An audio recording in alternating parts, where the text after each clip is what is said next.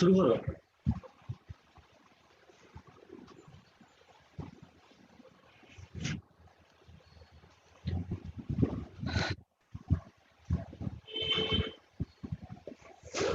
আসসালামু আলাইকুম রাহমাতুল্লাহ। প্রিয় শিক্ষার্থীরা, আশা করি সবাই ভালো আছো। আমাদের C2 দুইটি লেকচার শেষে আজকের এই সফট ক্লাসে তোমাদের সবাইকে স্বাগত। আমাদের ফেসবুক গ্রুপের পোস্টে তোমরা অনেকেই অনেক প্রশ্ন করেছো। আসলে অনেক বলতে অনেক হিউজ, এটা আসলে আমি শেষ করতে পারবো কিনা নিজেও জানি না। তারপর আমরা যত চেষ্টা করব অল্প সময়ের মধ্যে যতটুকু সম্ভব তোমাদের প্রশ্নের অ্যান্সার দিতে ইনশাআল্লাহ। তো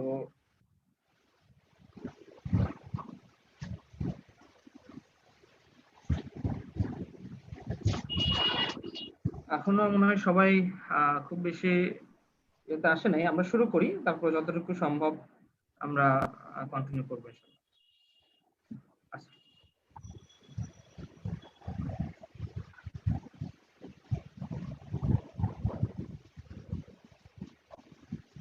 তাহলে আমরা এই 2 দিন যে লেকচার করেছি, রবিবার এবং মঙ্গলবার, আমরা মেইনলি C2 থেকে আমাদের ফার্স্ট চ্যাপ্টার ল্যাবরেটরি নিরাপদ ব্যবহার এবং তৃতীয় চ্যাপ্টার মৌলের পর্যায়বৃত্ত ধর্ম রাসায়নিক বন্ধন, এখান থেকে মৌলের পর্যায়বৃত্ত ধর্ম অংশটুকু পর্যন্ত করেছিলাম। তো সেখান থেকে তোমরা অনেক প্রশ্ন করেছো। আমরা কমন যে প্রশ্নগুলো সবচেয়ে বেশি ইম্পর্টেন্ট সেই জিনিসগুলো থেকে শুরু করছি। তারপরে তোমাদের প্রশ্নের উপর আমরা আমাদের কাছে পর্যবেক্ষণ আমরা ইনশাআল্লাহ তোমাদের সামনে তুলে ধরার চেষ্টা করবো ইনশাআল্লাহ। তো শুরুতে যদি বলি বই, দাগানো বই নিয়ে তোমাদের অনেক প্রশ্ন আছে।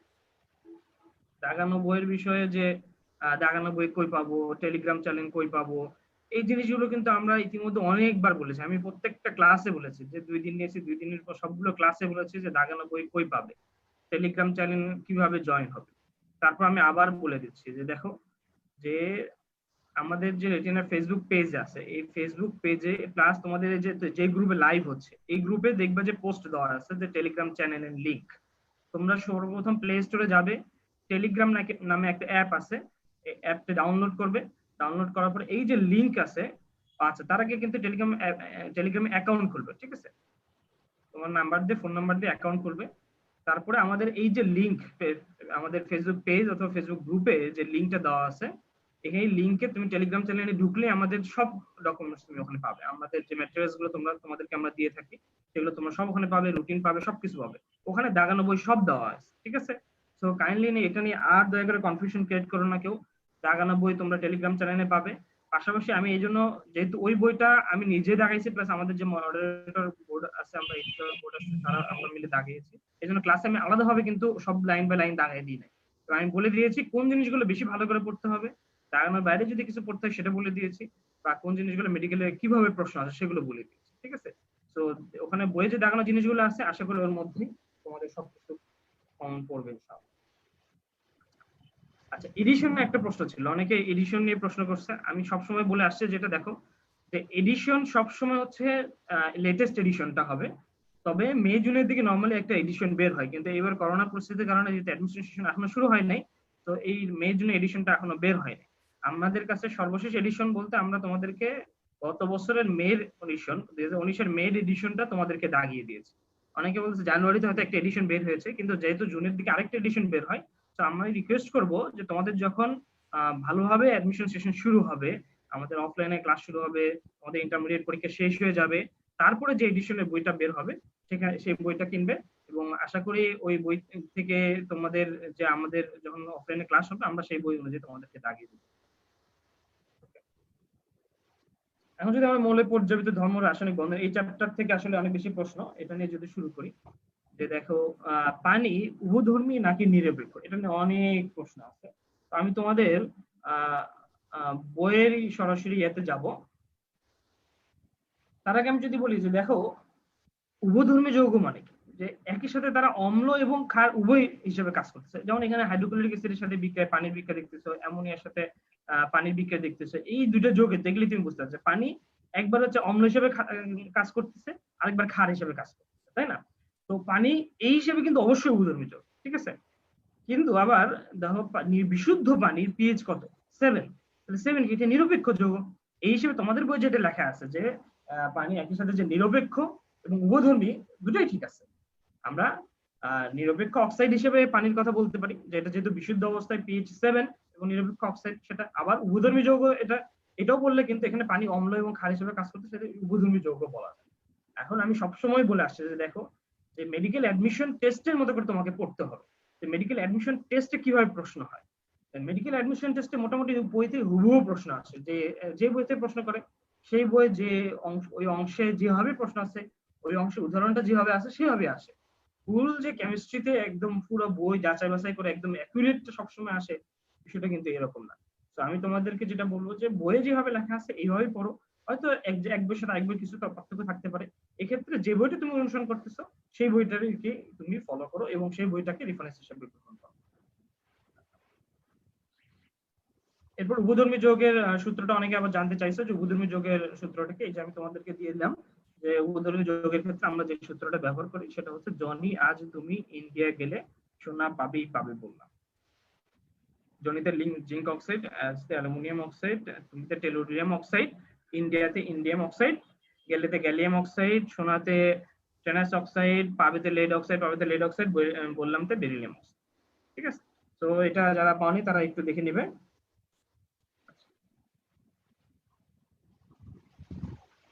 নিরপেক্ষ অক্সাইডের সূত্র জানতে চাইছো, যে এই যে নিরপেক্ষ অক্সাইডের সূত্র দিলাম, যারা পাওয়া নাই তারা স্ক্রিনশট দিয়ে নিব নিরপেক্ষ অক্সাইডের সূত্র। আচ্ছা, তোমরা ইতিমধ্যে দেখতেছি কমেন্টে অনেকে প্রশ্ন করা শুরু করে দিয়েছে। দেখো ভাইয়া আপু, যে আমরা কিন্তু তোমাদের প্রশ্নগুলো দেখেছি, আমাদের ফেসবুকে পোস্টে কমেন্টে তোমরা যে প্রশ্নগুলো করেছো সেগুলো দেখেছি। আমরা ধারাবাহিকভাবে যারা আগে প্রশ্ন করছে তাদের আগের প্রশ্নগুলো উত্তর দেওয়ার চেষ্টা করব, যতটুকু সম্ভব আজকের সময়ের মধ্যে আমরা উত্তর দিয়ে যাবো ইনশাআল্লাহ। তো এখন দয়া করে তোমরা কমেন্টে প্রশ্ন করানো ব্যস্ত থেকো না, আমাদের কথাগুলো শোনো। আশা করি তুমি তোমার প্রশ্নের উত্তর পেয়ে যাবে ইনশাআল্লাহ। ঠিক আছে, তো এখন কেউ দয়া করে কমেন্টে প্রশ্ন করো না, এখন পুরো এটা শোনো, তারপরে যদি শেষে থাকে শেষে আবার করো, যদি সময় থাকে আমি অ্যান্সার দেওয়ার চেষ্টা করব। ঠিক আছে, তাহলে নিরপেক্ষ পানি হয়ে গেল। অনেকে পার অক্সাইডের বিষয়ে জানতে চাইছো, এই যে পার অক্সাইডের সূত্র।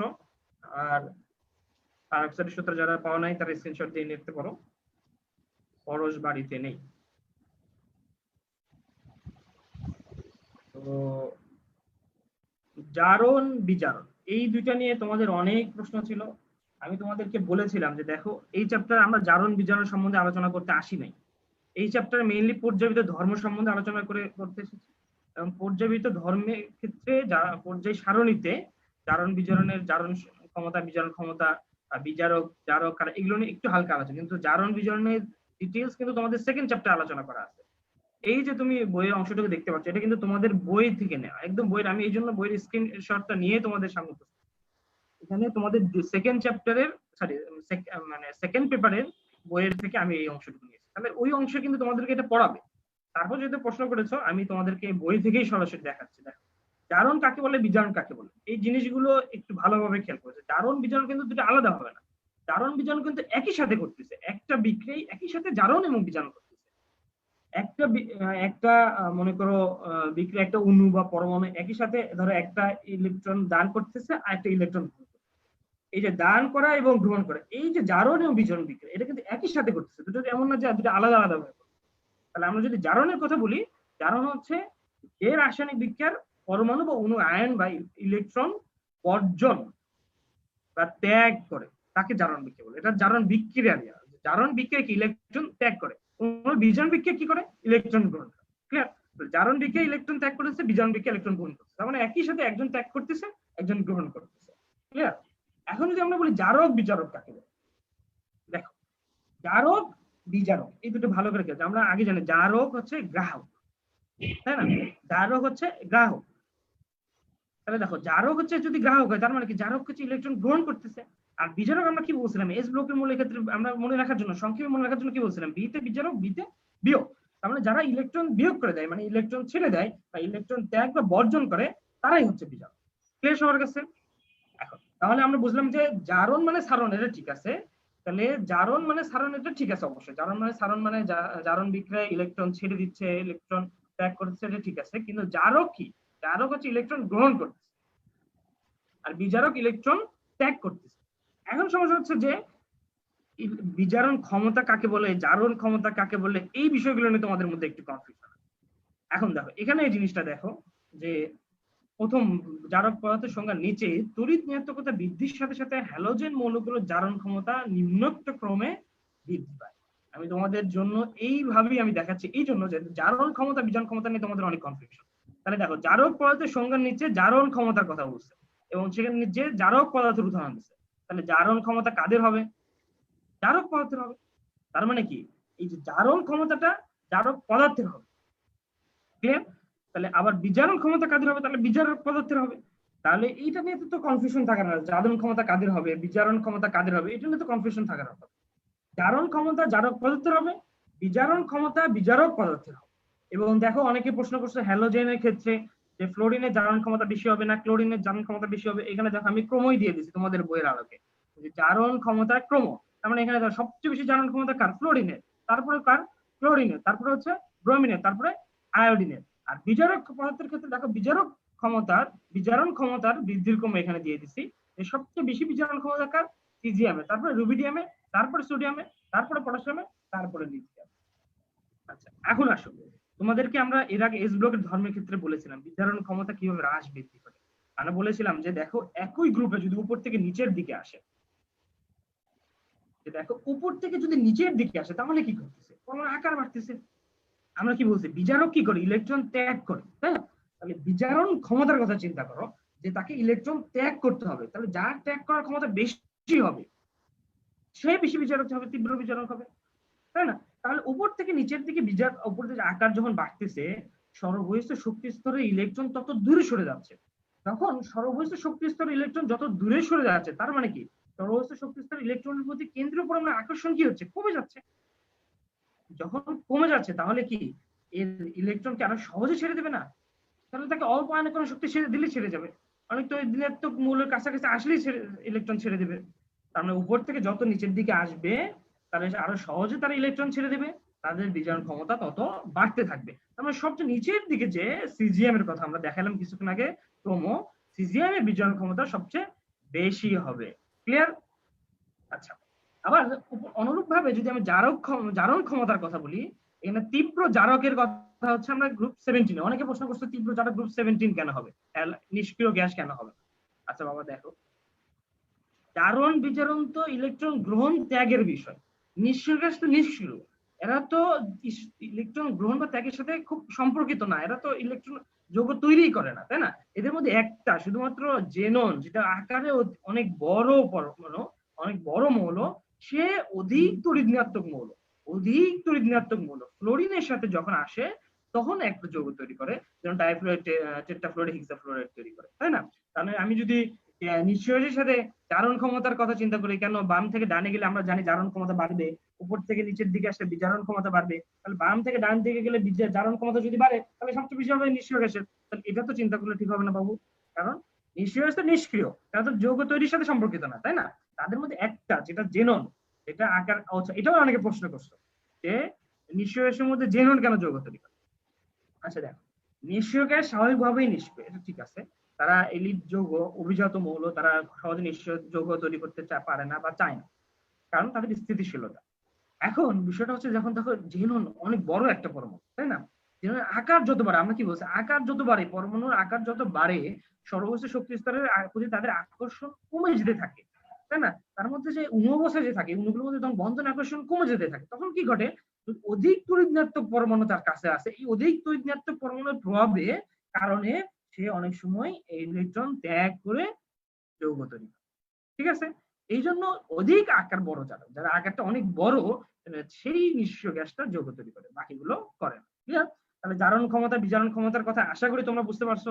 এবং এখানে যাদের এই যে হ্যালোজেন তারপরে ধরো গ্রুপ সরি 1 বা এস ব্লকের মৌলগুলোর জারণ ক্ষমতা বিজারণ ক্ষমতার প্রশ্ন ছিল, তারা এই অংশে যে তোমাদের বইয়ের সেকেন্ড পেপারের 726 নম্বর পৃষ্ঠায় গেলে এই যে জারক পদার্থের উদাহরণের মধ্যে তুমি দেখতে পাবে। ঠিক আছে? এবং জারক পদার্থের আরো উদাহরণ তোমাদের বই দেওয়া আছে, আমি তোমাদের বই থেকে নিছি। এই যে দেখো এখানে উদাহরণ, অনেকগুলো উদাহরণ দেওয়া আছে, তোমরা এই উদাহরণগুলো দেখে নেবে। এই জন্য আমি বারবার তোমাদেরকে বলেছিলাম যে দেখো যে চ্যাপ্টার আলোচনা সেই চ্যাপ্টার আমাদেরকে করতে দাও, তাহলে আমাদেরকে একটু সহজ হয়, আমাদের সময় কম লাগবে, তোমাদের অন্য প্রশ্ন এই চ্যাপ্টার রিলেটেড প্রশ্নগুলো আমাদের জন্য সবচেয়ে সহজ হবে। তো প্লিজ দয়া করে এগুলো নিয়ে আর প্রশ্ন করো না। আচ্ছা, এটা একজন প্রশ্ন করছে যে দেখো যে এই যে তোমাদেরকে দেখাইলাম যে একজন প্রশ্ন করছে স্ক্রিনশট দিয়ে, এখানে কোন মৌলের সময় জারণ ক্ষমতা সবচেয়ে বেশি হবে, আমরা হ্যালোজেন দিছি, তোমরা বলছো যে কেন মানে মানে নিষ্ক্রিয় গ্যাস কেন হবে না। আশা করি তার প্রশ্নের উত্তর পেয়ে গেছো তুমি। ওকে, অপধাতু কয়টি, এটা নিয়ে তোমরা অনেকে প্রশ্ন করছো। আমি ক্লাসের সময় এটা ক্লিয়ার করে দিয়েছিলাম যে দেখো পুরাতন এডিশনের বইয়ে অপধাতুর সংখ্যা 60টা দেওয়া আছে, কিন্তু হাজারি স্যারের নতুন এডিশনের বই, আমি দেখো এখানে লিখে দিচ্ছি তথ্যসূত্র হাজারি স্যারের সংস্করণ মে 2019, এই সংস্করণে হাজারি স্যার স্পষ্ট করে বলছেন যে মানে সর্বসম্মতিক্রমে অপধাতু 6টি, সর্বসম্মতিক্রমে অপধাতু 6টি, এবং তিনি আগের এডিশনে অ্যাস্টাটিনকে যে অপধাতু হিসেবে উল্লেখ করেছিলেন তাকে এটাকে সেটি তিনি বাদ দিয়ে দিয়েছেন। অ্যাস্টাটিন হ্যালোজেন মৌল, এটি ঠিক আছে, হ্যালোজেন মানে গ্রুপ 17 এর মৌল, এটা ঠিক আছে, কিন্তু অ্যাস্টাটিন অপধাতু নয়, অপধাতু নয়। দয়া করে এটা নিয়ে আর কেউ কনফিউশন করো না। আমি সবসময় বলেছি অ্যান্সার সবসময় নতুন এডিশনের বইয়ের আলোকে হবে। যদি দেখো যে নতুন এডিশনের আলোকে অ্যান্সার মিলতেছে না, সেক্ষেত্রে তুমি পুরাতন এডিশনের আলোকে দিতে পারো। ঠিক আছে? এবং নতুন এডিশনের আলোকে অপধাতু 6টি, এবং এই 6টির নাম এবং সূত্র তোমাদেরকে দিয়ে দিলাম, আশা করি এটা তোমরা দেখে নেবে। ঠিক আছে? ওকে, এরপর ভারী ধাতু নিয়ে অনেকের প্রশ্ন ছিল, আমি আমার বলেছি দেখো এক্স্যাক্টলি ভারী ধাতু হচ্ছে ডি ব্লকের মৌল সংখ্যা, কিন্তু এখানে যে ভারী ধাতুর যে সংখ্যাগুলো আছে তোমরা দেখবে যে পারমাণবিক ভর সংখ্যা, ভর অনেকে আছে। তো এখানে সিম্পল ভাবে যদি বলি ঘনত্বের যে একটা সূত্র আছে যে কোনটা বেশি ভারী ধাতু কোনটা কম ভারী ধাতু। ঠিক আছে? এটা এখন ধরো সব মৌলের ক্ষেত্রে একদম তো এখানে বিস্তারিত তোমাদের বই না, তাই না? তোমাদের বইয়ে কিছু উদাহরণ দেওয়া আছে যে ভারী ধাতু কোনগুলো। তোমাদের একে হচ্ছে ডি ব্লকের মধ্যে বলা আছে ডি ব্লক সাধারণভাবে সবগুলো হচ্ছে ভারী ধাতু, এখানে নিচেরটা কম বেশি থাকতে পারে, এটা একটা গেল। আবার কিছু জায়গায় ভারী ধাতু উদাহরণ হিসেবে যে ভারী ধাতু যেমন এগুলো, যেমন তোমাদেরকে চ্যাপ্টার অনেক ক্ষেত্রে আমি দেখাইছিলাম ভারী ধাতু 4টার নাম দেওয়া আছে এবং বলা আছে এগুলো প্রাণী উদ্ভিদের বিষক্রিয়া তৈরি করে। ভারী ধাতু 3টা, লেড মার্কারি ক্যাডমিয়াম, এগুলো হচ্ছে প্রাণীদের এনজাইমের কার্যকারিতা নষ্ট করে দেয়। তো অনেক সময় কি এগুলো থেকে প্রশ্ন করে যে নিচের কোনটি ভারী ধাতু কোনটি ভারী ধাতু, তখন অনেক সময় সারা হয়তো খেয়াল না করে যে ধরো প্রথম 3টা দিয়ে দিচ্ছে বাকি যে কোনো একটা দিয়ে দিচ্ছে, এরকম হতে পারে। ঠিক আছে? আমি আবারও বলতেছি যে প্রশ্নে তোমাদের যদি কোনো কনফিউশন থাকে, আমাদের ডাইজেস্ট গাইডের অনেকে রেফারেন্স আছে, যে ডাইজেস্ট গাইডে একরকম করে অ্যান্সার দেওয়া আছে, এটাতে আরেক রকম, রেটিনা অ্যাপসে একরকম অ্যান্সার দেওয়া আছে। তোমরা তোমাদের বইয়ের আলোকে যেটা সঠিক অ্যান্সার মনে হবে তোমরা সেটা গ্রহণ করো। আমি আবারও বলতেছি আমাদের ডাইজেস্ট গাইডে অনেক সময় প্রিন্টিং মিস্টেক থাকতে পারে, ধরো এক জায়গায় হয়তো একটা প্রশ্নের অ্যান্সার দেওয়া আছে, একটা প্রশ্নের অ্যান্সার দেওয়া আছে, তোমাদের বইয়ের আলোকে যেটা সঠিক প্রশ্নের উত্তর মনে হবে তোমরা সেটাকে উত্তর হিসেবে গ্রহণ করো। ঠিক আছে? এগুলো আসলে অনেক কনফিউশন, আমরা ডিরেক্টলি অ্যান্সার বলে দিতে চাচ্ছি না, কারণ এগুলো অনেক বেশি কনফিউশন। এবং অ্যাডমিশন টেস্টে যে প্রশ্নটা দেওয়া আছে এক এক মানে হয়তো গাইডে এক এক ভাবে বলা আছে, এক এক কোচিং এর ক্ষেত্রে এক এক অ্যান্সার দেওয়া আছে হয়তো। এটা আসলে দেখো ডিজিএসএল থেকে তো এমন না যে প্রশ্নগুলো আমাদেরকে হার্ড কপি দিয়ে দেয়, তাদের সে প্রশ্ন উত্তরগুলো দিয়ে দেয় যে হ্যাঁ এই প্রশ্ন উত্তর এটা। ডিজিএসএল থেকে যেহেতু কোনো প্রশ্ন উত্তর দেয় না, এবং অনেক প্রশ্ন বইতে হুবহু খুঁজে পাওয়া যায় না, যে কোন বইতে প্রশ্ন হয়েছে এটাই খুঁজে পাওয়া যায় না, এবং ধরো প্রশ্নটা হুবহু লাইন থেকে অনেক সময় মেলে না, সেক্ষেত্রে প্রশ্নের উত্তরের ক্ষেত্রে কনফিউশন থাকতে পারে। ক্লিয়ার? আচ্ছা, এখানে হাইড্রাইডের প্রকৃতি পানি প্রশম যৌগ নাকি উভধর্মী যৌগ, এটা নিয়ে কথা তোমরা বলছো। হাইড্রোজেন পার অক্সাইডের ক্ষেত্রে বলছো হাইড্রোজেন পার অক্সাইড নিরপেক্ষ নাকি পার অক্সাইড হবে, নাকি এখানে অম্লধর্মী অক্সাইড আছে। এখানে দেখো তোমাদের বইয়ের রেফারেন্সটা আমি টানছি, এখানে দেখো পানির ক্ষেত্রে তারা বলছে প্রশম যৌগ। ঠিক আছে? এটা একটা বিষয়। আর উভধর্মী যৌগ, কারণ যে প্রোটন দাঁতে গ্রহিত বা ওগুলো বই হিসেবে কাজ করে, এই উভধর্মী যৌগ, এটা ঠিক আছে। আর পার অক্সাইডের কথা বলছো তোমরা, পার অক্সাইড এখানে তোমাদের বইয়েই বলছে অক্সিজেন অম্লধর্মী অক্সাইড আছে। হাইড্রোজেন পারঅক্সাইড নামক অক্সিজেনের অম্লধর্মী একটা অক্সাইড আছে। তো অম্লধর্মী অক্সাইডের মধ্যে হাইড্রোজেন পারঅক্সাইডের কথা বলে দেখলে দোষের কিছু না, তাই না?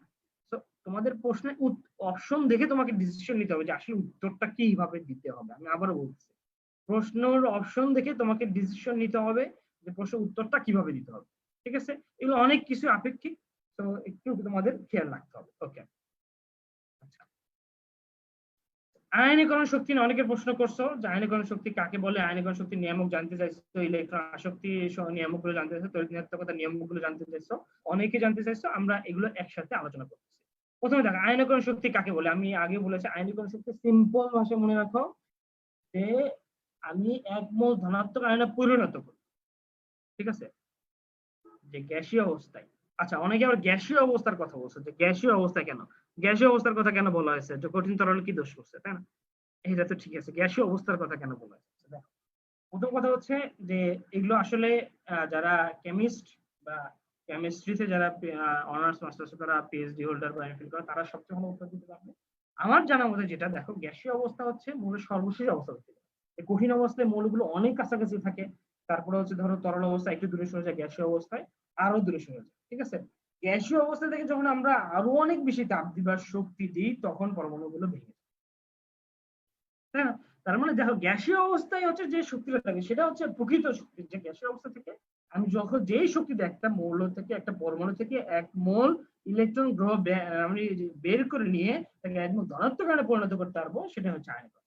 এই জন্য হয়তো গ্যাসীয় অবস্থার কথা বলে থাকতে পারে। তোমরা আরো ভালো করে দেখবে যে আসলে কি। ঠিক আছে, আমার জ্ঞানের আলোকে আমি বললাম।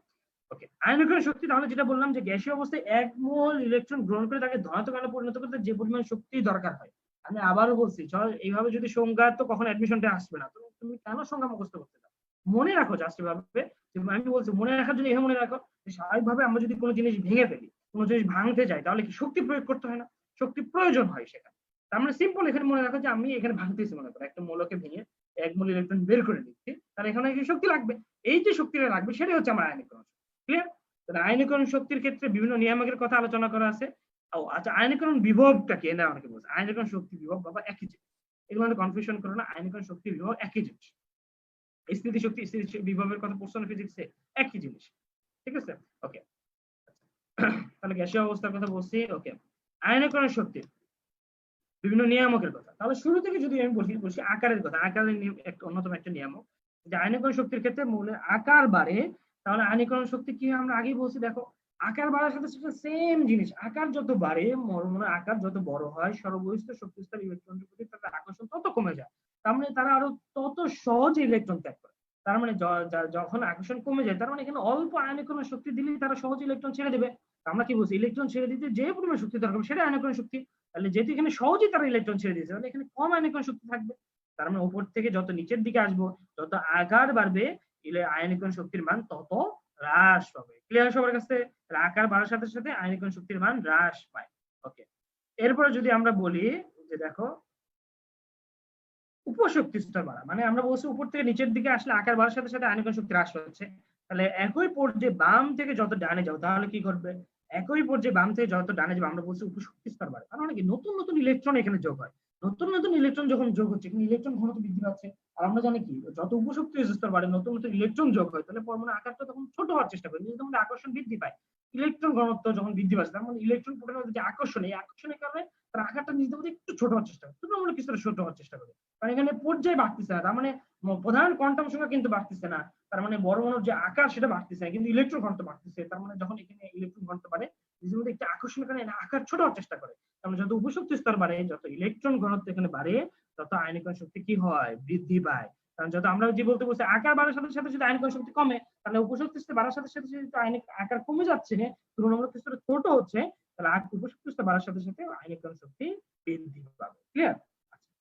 এখন আসো বাবা, যে আয়নীকরণ শক্তির ক্ষেত্রে তৃতীয় নিয়মের কথা যদি আমরা বলি, অর্ধপূর্ণ এবং পরিপূর্ণ অবস্থা। আমরা বলছি অর্ধপূর্ণ অবস্থা, পরিপূর্ণ অবস্থা হচ্ছে স্থিতিশীল কন্ডিশন। আর স্থিতিশীল কন্ডিশন কেউ ভাঙতে চায় বলো? স্থিতিশীল কন্ডিশন কেউ নষ্ট করতে চায় না। তার মানে আমরা যদি দেখি যে কোনো পরমাণু যদি স্থিতিশীল কন্ডিশনে আসে, স্বাভাবিক নিয়মের চেয়ে তার নিয়মটা একটু ব্যতিক্রম হবে। যেমন আমরা যদি বেরিলিয়ামের কথা দেখি এবং হচ্ছে ব্রোনের কথা দেখি, আমরা বলছি যত উপশক্তি স্তর বাড়ে, বাম থেকে যত ডান দিকে যায়, আয়নীকরণ শক্তি তত বৃদ্ধি পায়। সে বাম থেকে যত ডানে গেছে আমাদের আয়নীকরণ শক্তি বৃদ্ধি হওয়ার কথা, তার মানে ব্রনের আয়নীকরণ শক্তি বেশি হওয়ার কথা। কিন্তু সমস্যা হচ্ছে তোমরা যদি একটু ইলেকট্রন বিন্যাস দেখো, এখানে বেরিলিয়ামের ইলেকট্রন বিন্যাস দেখো 1:2:, মানে একটা পরিপূর্ণ অবস্থা, তার মানে একটা স্থিতিশীল অবস্থা। কিন্তু ব্রনে হচ্ছে এখানে কিন্তু পরিপূর্ণ অবস্থা না, এখানে পি অরবিটালে একটা ইলেকট্রন আছে, তার মানে একটা স্থিতিশীল অবস্থা না।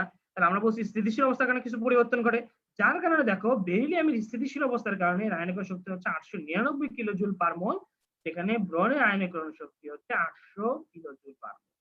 ক্লিয়ার সবার কাছে? তাহলে এই যে স্থিতিশীল কন্ডিশনের কারণে কিন্তু আয়নীকরণ শক্তিতে পার্থক্য ঘটতেছে। ক্লিয়ার সবার কাছে? অনুরূপ ভাবে তোমরা যদি আরেকটা উদাহরণ দেখো, নাইট্রোজেন এবং অক্সিজেনের ক্ষেত্রে এখানেও সেম কথা। নাইট্রোজেনের পরে হচ্ছে অক্সিজেন, তার মানে অক্সিজেনের বেশি হওয়ার কথা, কিন্তু নাইট্রোজেন ইলেকট্রন বিন্যাস যদি তোমরা একটু দেখো, নাইট্রোজেন ইলেকট্রন বিন্যাসে নাইট্রোজেন একটা অর্ধপূর্ণ অবস্থা আছে, তার মানে স্থিতিশীল অবস্থায় আছে। আর আমরা জানি স্থিতিশীল অবস্থা একটা মানে কেউ ভাঙতে চায় না, তার মানে স্থিতিশীল অবস্থার কারণে অক্সিজেনের বেশি হওয়ার কথা ছিল আয়নীকরণ শক্তি, কিন্তু বেশি হচ্ছে নাইট্রোজেনের, সেখানে 1402 কিলো জুল পার মোল, যেখানে অক্সিজেন হচ্ছে 1314 কিলো জুল পার মোল। ক্লিয়ার সবার কাছে? তাহলে স্থিতিশীলতা অনেক বড় একটা ফ্যাক্টর। ওকে, এরপর যদি আমরা এক কথায় আয়নীকরণ শক্তির নিয়ামক গুলো বলি, দেখো এখানে দেওয়া আছে আয়নীকরণ শক্তিগুলো পরমাণু আকার বৃদ্ধির সাথে সাথে বৃদ্ধি হ্রাস পায়, উপশক্তি স্তর বৃদ্ধিতে আয়নীকরণ শক্তি বৃদ্ধি পায়, অর্ধপূর্ণ পরমাণু অবস্থার কারণে আয়নীকরণ শক্তির ক্ষেত্রে কিছুটা পার্থক্য ঘটে। ঠিক আছে, ওকে। এবং সিজিএমের আয়নীকরণ শক্তি সর্বনিম্ন এবং হিলিয়ামের সর্বোচ্চ, এটা আমি আগেও বলছি তোমাদেরকে। কারণ হচ্ছে উপর থেকে নিচের দিকে আসার কারণে কি হচ্ছে, মানে উপর থেকে নিচের দিকে আসার কারণে আকার বাড়তেছে, আমরা বলছি। উপর থেকে নিচের দিকে আসার কারণে যদি আকার বাড়ে আয়নীকরণ শক্তি হ্রাস পায়, তাহলে উপর থেকে নিচের দিকে আস্তে আস্তে সবচেয়ে নিচে আসে হচ্ছে ফ্রান্সিয়াম, তার উপরে আসছে সিজিয়াম, কিন্তু আমরা বলছি সিজিয়ামের আয়নীকরণ শক্তি বেশি। এটা অনেকে প্রশ্ন করছো ফ্রান্সিয়ামের কেন কম, তোমাদের এই জন্য আমি ইলেকট্রন মানে পারমাণবিক পর্যায় সারণের ছবি এখানে দিচ্ছি। দেখো এখানে সিজিএমের আয়নীকরণ শক্তির সংখ্যা লিখছে 375.7, আর এখানে ফ্রান্সিয়ামের ক্ষেত্রে লিখছে 380.7। ঠিক আছে, তার মানে দেখো এখানে কম কাজ, সিজিএমের আয়নীকরণ শক্তি কম, ফ্রান্সিয়ামের কম না। আমি তোমাদেরকে বলছি ফ্রান্সিয়াম হচ্ছে একটা তেজস্ক্রিয় মৌল। ঠিক আছে, স্থায়ী সর্বাধিক সক্রিয় ধাতু হচ্ছে সিজিয়াম, স্থায়ী সর্বাধিক সক্রিয় ধাতু হচ্ছে সিজিয়াম। তাহলে সিজিয়ামের আয়নীকরণ শক্তি সবচেয়ে বেশি হবে। ক্লিয়ার সবার কাছে? আশা করি এটা নিয়ে কনফিউশন করো না। সবচেয়ে স্থায়ী সক্রিয় ধাতু যেটা সিজিয়াম, সিজিয়ামের আয়নীকরণ শক্তি সবচেয়ে বেশি, এবং এখানে তোমরা দেখতে পাচ্ছ ফ্রান্সিয়ামের আয়নীকরণ শক্তি, সিজিয়ামের আয়নীকরণ শক্তি সবচেয়ে কম, ফ্রান্সিয়ামের আয়নীকরণ শক্তি সবচেয়ে কম নয়। ওকে,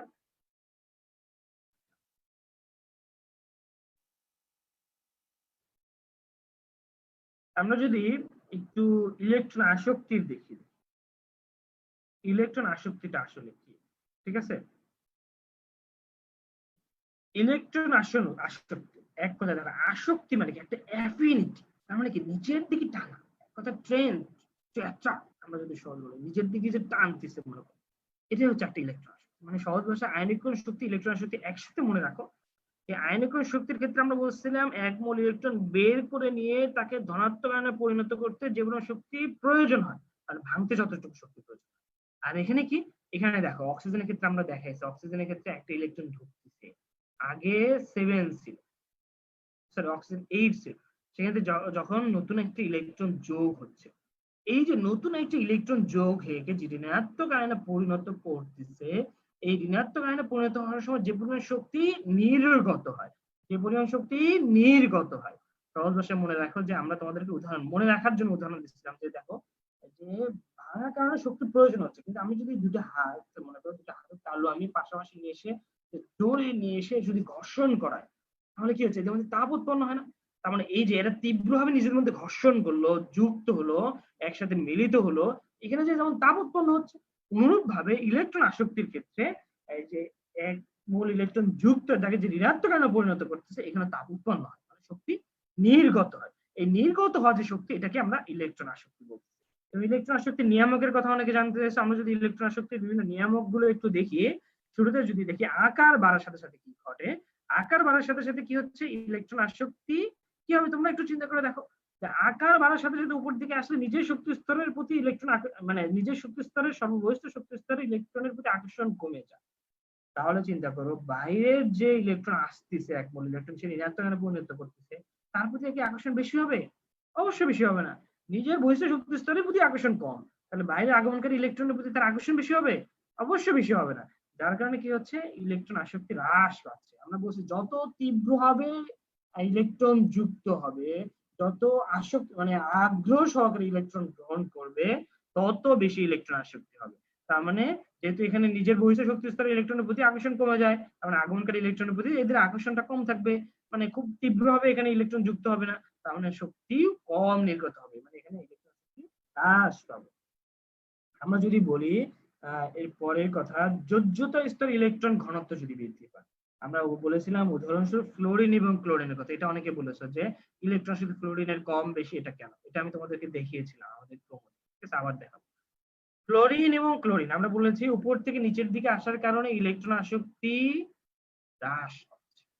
কিন্তু যদি একটু চিন্তা করো যে ফ্লোরিন থেকে উপর দিয়ে নিচের দিকে আসার কারণে তাহলে বেশি হওয়ার কথা ছিল ফ্লোরিনের, কিন্তু আমরা জানি ফ্লোরিন হচ্ছে দ্বিতীয় পর্যায়ের মৌল এবং ফ্লোরিনের আকারটা ছোট এবং তাদের বহিঃস্থ শক্তি স্তরে ইলেকট্রন ঘনত্বটা একটু বেশি। তার মানে দেখো এখানে ইলেকট্রন ঘনত্ব বেশি হওয়ার কারণে আগমনকারী যে ইলেকট্রন এই ঋণাত্মক আয়নে পরিণত হচ্ছে, এই ইলেকট্রনটা এক মূল ইলেকট্রন গ্রহণ করবে, সেই ইলেকট্রনের প্রতি আকর্ষণ কি বেশি হবে?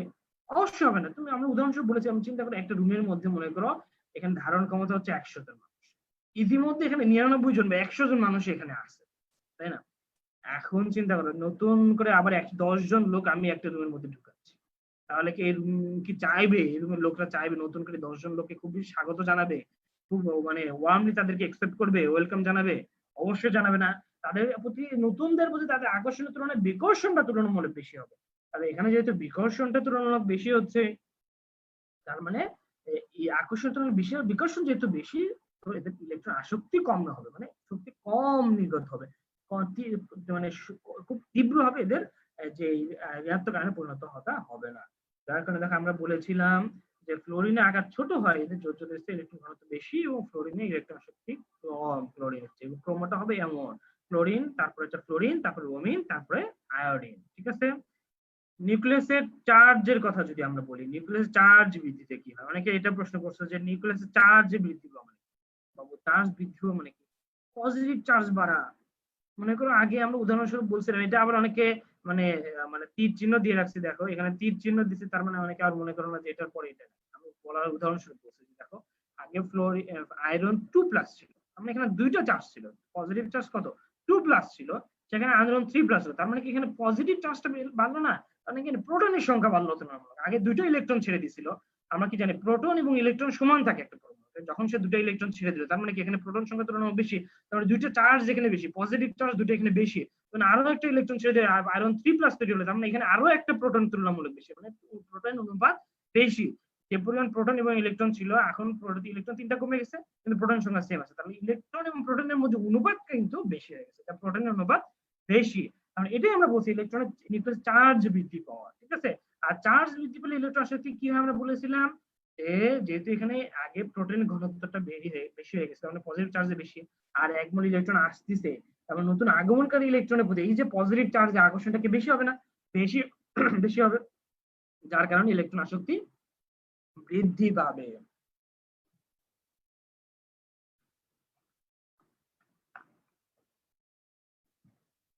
আমরা যদি আবার বলি, দেখো যে সহজভাবে মনে রাখার জন্য আমি আবার বলছি, এটা মানে রসায়নের ব্যাখ্যা, এমনি মনে রাখার জন্য মনে রাখো, যে এটা যদি মনে রাখতে খুব কষ্ট হয় নিউক্লিয়াস চার্জ বৃদ্ধি পারে কি হবে।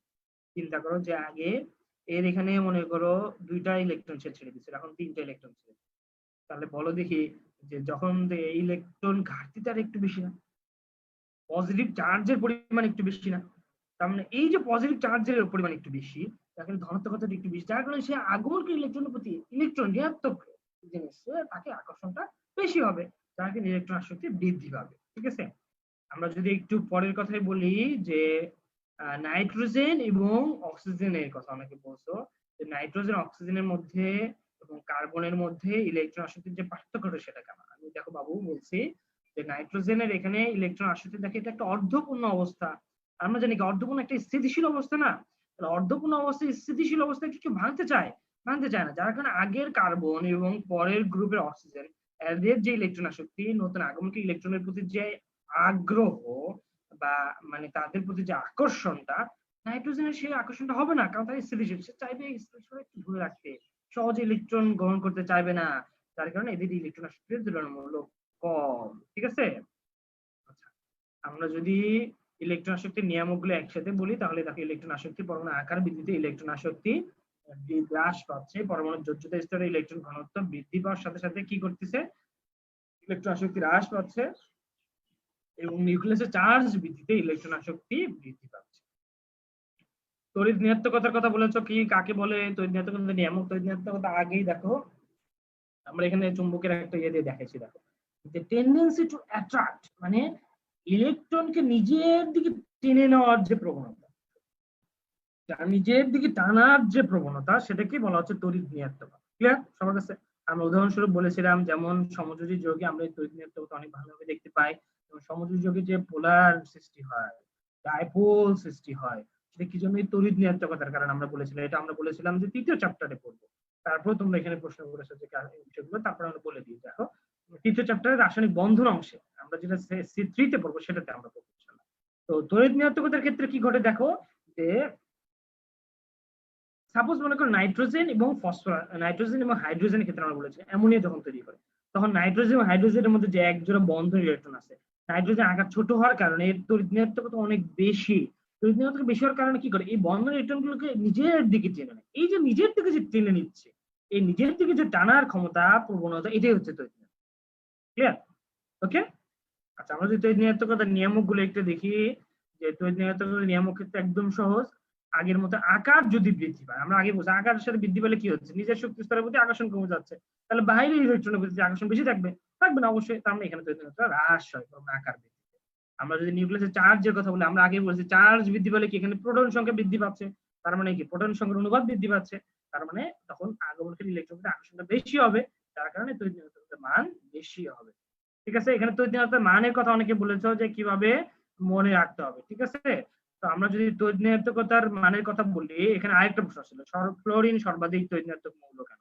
ঠিক আছে, দেখো ফ্লোরিনের তড়িৎ ঋণাত্মক মান হচ্ছে 4, সর্বাধিক তড়িৎ ঋণাত্মক মৌল। কারণ আমরা কি কিছুক্ষণ আগেই তো বললাম যে পরমাণু আকার বাড়ার সাথে সাথে তড়িৎ ঋণাত্মকতার মান হ্রাস পায়, তাহলে বড় ফ্লোরিন হচ্ছে উপরের দিকে, ফ্লোরিন থেকে নিচের দিকে যত আসবে তাহলে কি পরমাণু আকার বৃদ্ধি পাচ্ছে না? তাহলে পরমাণু আকার যত বৃদ্ধি পাচ্ছে, তাহলে ফ্লোরিনের তো আকার যত বৃদ্ধি পাচ্ছে, তাহলে তড়িৎ ঋণাত্মকতার মান তত হ্রাস পাবে। সবচেয়ে উপরে যে থাকবে ফ্লোরিন, তার তড়িৎ ঋণাত্মকতার মান বেশি হবে, এটা সর্বাধিক তড়িৎ ঋণাত্মক মৌল হচ্ছে ফ্লোরিন। এবং একই সাথে বাম থেকে যত ডান দিকে যাবে, আমরা জানি ঋণাত্মকতা বৃদ্ধি পায়, বৃদ্ধি পেতে পেতে ফ্লোরিন এসে এখানে বা হ্যালোজেন মৌলকে এসে সবচেয়ে বেশি তড়িৎ ঋণাত্মকতা হয়। কারণ অনেকে বললো যে বাম থেকে ডান দিকে গেলে যদি তড়িৎ ঋণাত্মকতার মান বৃদ্ধি পায়, তাহলে নিশ্চয় এসে কেন সবচেয়ে বেশি হয়? তবে এখানে আবার সেম কথা, তড়িৎ ঋণাত্মকতা মানে ইলেকট্রন গ্রহণ যে টানতেছে, টানা প্রতিপ্রবণতা, নিষ্ক্রিয় নিষ্ক্রিয়, এটা তো এলিপ্স শ্রেণী, এরা তো ইলেকট্রন গ্রহণ বা ত্যাগের সাথে সম্পর্কিত না, এরা ইলেকট্রন গ্রহণও করতে চায় না, ত্যাগও করতে চায় না, এক্সেপশন হচ্ছে জেনন, তাই না? তাহলে যদি যে সেখানে তার মানের কোনো প্রশ্ন আসবে, তাহলে এরা সবচেয়ে বেশি তড়িৎ ঋণাত্মক কি হবে হবে বলো? আর সবচেয়ে বেশি তড়িৎ ঋণাত্মক গ্রুপ হচ্ছে হ্যালোজেন গ্রুপ, সবচেয়ে বেশি তড়িৎ ঋণাত্মক মৌল হচ্ছে ফ্লোরিন। এখন সবাই বলছে যে এটা মনে রাখবো কিভাবে? মনে রাখার জন্য বলছে যে দেখো এই যে এখানে তোমাদের বইয়ে যে কয়েকটা দেওয়া আছে, তোমাদের বই থেকে নেওয়া, তো মানে সমযোজী যৌগে আয়নিক বৈশিষ্ট্যের প্রভাব, পোলারিটি বা ডাইপোল সিস্টেম যেখানে আলোচনা করা আছে তৃতীয় অধ্যায় তোমাদের রাসায়নিক বন্ধন অংশে, সেখানে দেখবে এই বক্সটা দেওয়া আছে, তোমরা একটু চ্যাপ্টার খুলে দেখবা, এই বক্সে যেগুলো আছে সেগুলো সবচেয়ে বেশি ইম্পর্টেন্ট, এগুলো ভালো করে মনে রাখবা। আমি মনে রাখার জন্য এভাবে মনে রাখি, দেখো বাম থেকে যত ডানে যাব, ঠিক আছে, বাম থেকে যত ডানে যাব তত মান কিছুটা করে বাড়তে। আমি একটু উল্টা ভাবে যদি বলি, তুমি শুধু ফ্লোরিনের তড়িৎ ঋণাত্মকতা মনে রাখো, ফ্লোরিন 4, এফ তে ফ্লোরিন, এফ তে 4, এফ তে ফ্লোরিন, এফ তে 4। তাহলে ফ্লোরিন যদি 4 হয়, আমি মনে রাখবো এইভাবে, ফ্লোরিন থেকে ডান পাশে, ডান থেকে আমি যত বামে যাব, যেহেতু বাম দিকে মানে কি ঋণাত্মক দিকে, বাম মানে কি একটা মানে কম বিয়োগের দিকে, আর বাম থেকে যত ডান থেকে যত বামে যাব তত ঋণাত্মক হতে থাকে, বিয়োগ হতে থাকে।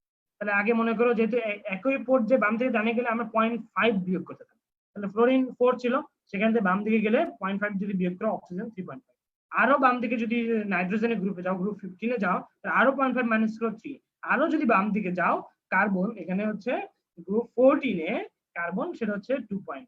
এই কয়েকটা মোটামুটি মিলে, সবগুলোর ক্ষেত্রে যে এটা মিলবে আমি এটা বলতেছি না, এটা আবার সব জায়গায় মিলতে চায় না। দেখো সব জায়গায় যদি তুমি এটা মিলাতে যাও যে সব ক্ষেত্রে রুলস এটা মিলবে কিনা, মিলবে না। আর তড়িৎ ঋণাত্মক মানটা আসলে ফিক্সড, আমি মনে রাখার জন্য বলছি, ঠিক আছে। তাহলে এখানে গেল। আবার যদি এক স্তর নিচে আসি তাহলে 1 মাইনাস হবে। ঠিক আছে, বাম থেকে ডানে গেলে 0.5 মাইনাস হবে। চারটা মৌলের ক্ষেত্রে যেগুলো বলছি ইম্পর্টেন্ট সেগুলোর ক্ষেত্রে সব ক্ষেত্রে না। আবার এক স্তর নিচের দিকে আসলে 1 মাইনাস হবে। যেমন মনে করো ফ্লোরিন হচ্ছে 4, এক স্তর নিচে আসলে ক্লোরিন কত 3। ক্লিয়ার? তাহলে এক স্তর নিচে আসলে ক্লোরিন 3 এখানে মিলতেছে।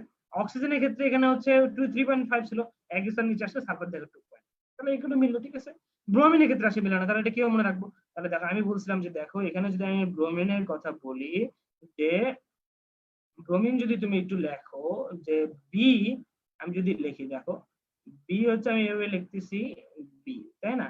তাহলে আমি যদি এটাকে একটু এভাবে, এটা বি হলো, আমি যদি এটাকে একটু ঘুরিয়ে দিয়ে হবে কিসের মতো মনে হয়, 8 এর মতো মনে হয় না? তারপরে দেখো ব্রোমিন হচ্ছে 2.8, আমি এইভাবে মনে রাখি। ঠিক আছে, আর আয়োডিন 2.5, এটা হচ্ছে এসআই 2.5, আমি এভাবে মনে রাখতাম এসআই 2.5। ঠিক আছে, আচ্ছা ওকে, আমরা যদি আবার পরের ইয়াতে যাই। আচ্ছা এখানে দেখছো, এখানে সেম কথা বলছে যে একজন, যে পারমাণবিক সংখ্যা 18 যে গ্রুপ, আমাদের একটা স্ক্রিনশট নিয়ে বলছে যে এখানে শূন্য গ্রুপ লেখা আছে। এটা হচ্ছে দেখো আগের পারমাণবিক সংখ্যা, এটা অনেক ইয়েতে বলা হয় আগের গ্রুপের নামের ক্ষেত্রে বলা হয়তো উপশ্রেণীতে বলা হয়। মানে 1 থেকে 7, এবং সাথে সাথে এগুলোর আবার উপগ্রুপ ছিল, গ্রুপ 1 এ, গ্রুপ 2 এ, গ্রুপ 3 এ, 3B 4B এইভাবে উপশ্রেণীর কথা বলা হতো। সেখানে নিশ্চয় এসে শূন্য গ্রুপে রাখা হয়েছিল, এই জন্য এটা শূন্য গ্রুপ অবস্থা বলা হয়েছে। কিন্তু আধুনিক প্রজেক্ট সামনে অনুসারে একটু চেঞ্জ, কিন্তু অনেক বই এটাও এখনো বলা হয় শূন্য গ্রুপ, তোমাদের বইও দেখবে যে উপশ্রেণীর কথা এখনো বলা হয়। ঠিক আছে, ওকে। এখানে একজন প্রশ্ন করছো যে অ্যালুমিনিয়াম ক্লোরাইডের ক্ষেত্রে যে ঊর্ধ্বপাতিত হয় কেন। বাবু দেখো, যে কোনো জিনিস কঠিন থেকে তরলে আমি যদি তাপ দিয়ে থাকি ধীরে ধীরে ঊর্ধ্বপাতিত, সেক্ষেত্রে সেম আমরা বলছিলাম অ্যালুমিনিয়াম ক্লোরাইডের ক্ষেত্রে, অ্যালুমিনিয়াম ক্লোরাইড হচ্ছে যখন ডাইমার তৈরি হয়, ডাইমারকে যদি আমি 180°C তাপমাত্রা উত্তপ্ত করি, তাহলে তাকে মনোমারে পরিণত হয়, অর্থাৎ গ্যাসে পরিণত হয় বা বাষ্পে পরিণত হয় বা ঊর্ধ্বপাতিত হয়। ক্লিয়ার? তার মানে আমি এখানে যেহেতু তাপ দিচ্ছি 180°C উত্তপ্ত করতেছি, 100°C পানি বা বাষ্পীভূত হচ্ছে, আমরা জানি পানি ফুটতে শুরু করে, তাই না? এখানে যত পায় বাষ্প মানে তাপ দিয়ে থাকবে ধীরে ধীরে এটা বাষ্পীভূত। ক্লিয়ার সবার কাছে? এবং একজন বলছে এখানে এআই মানে কি, আমাদের একটা বইয়ের উদাহরণ দিয়ে দেখাইছে, আমি তোমাদের বইয়ে পড়ে এখানে এআই মানে অ্যালুমিনিয়াম দেখছি যে, মানে তুমি যে অংশটুকু দিছো সেখানে অ্যালুমিনিয়াম এআই দ্বারা, এখানে এআই মূলত লেখা ছিল না, এ এল লেখা আছে। তারপর আমি জানি না আসলে তুমি কি বুঝেছো, তোমার প্রশ্নটা আমি বুঝি না। ওকে, মৌলের পর্যায়ে এখানে তো অবস্থান নেই, এটা নিয়ে অনেকে প্রশ্ন করছে, এখনো প্রশ্ন করতেছো। এটা যদি আমি আবার একটু বলি,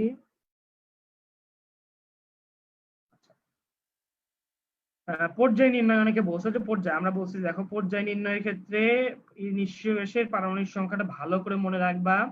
এখানে নিশ্চয় গ্যাসের পারমাণবিক সংখ্যা যদি আমরা একটু ভালো করে মনে রাখি, দেখো আমরা বলছি যে নিশ্চয় গ্যাসের পারমাণবিক সংখ্যার মাঝে যে পারমাণবিক সংখ্যাটা আসবে, যে মৌলের ইলেকট্রন বিন্যাস তোমাদেরকে করতে বলবে আসবে, সেটা পারমাণবিক সংখ্যাটা নিশ্চয় গ্যাসের পারমাণবিক সংখ্যার দুইটা মাঝ, কোনো একটা মাঝখানে বসবে, দুইটার মাঝখানে বসবে।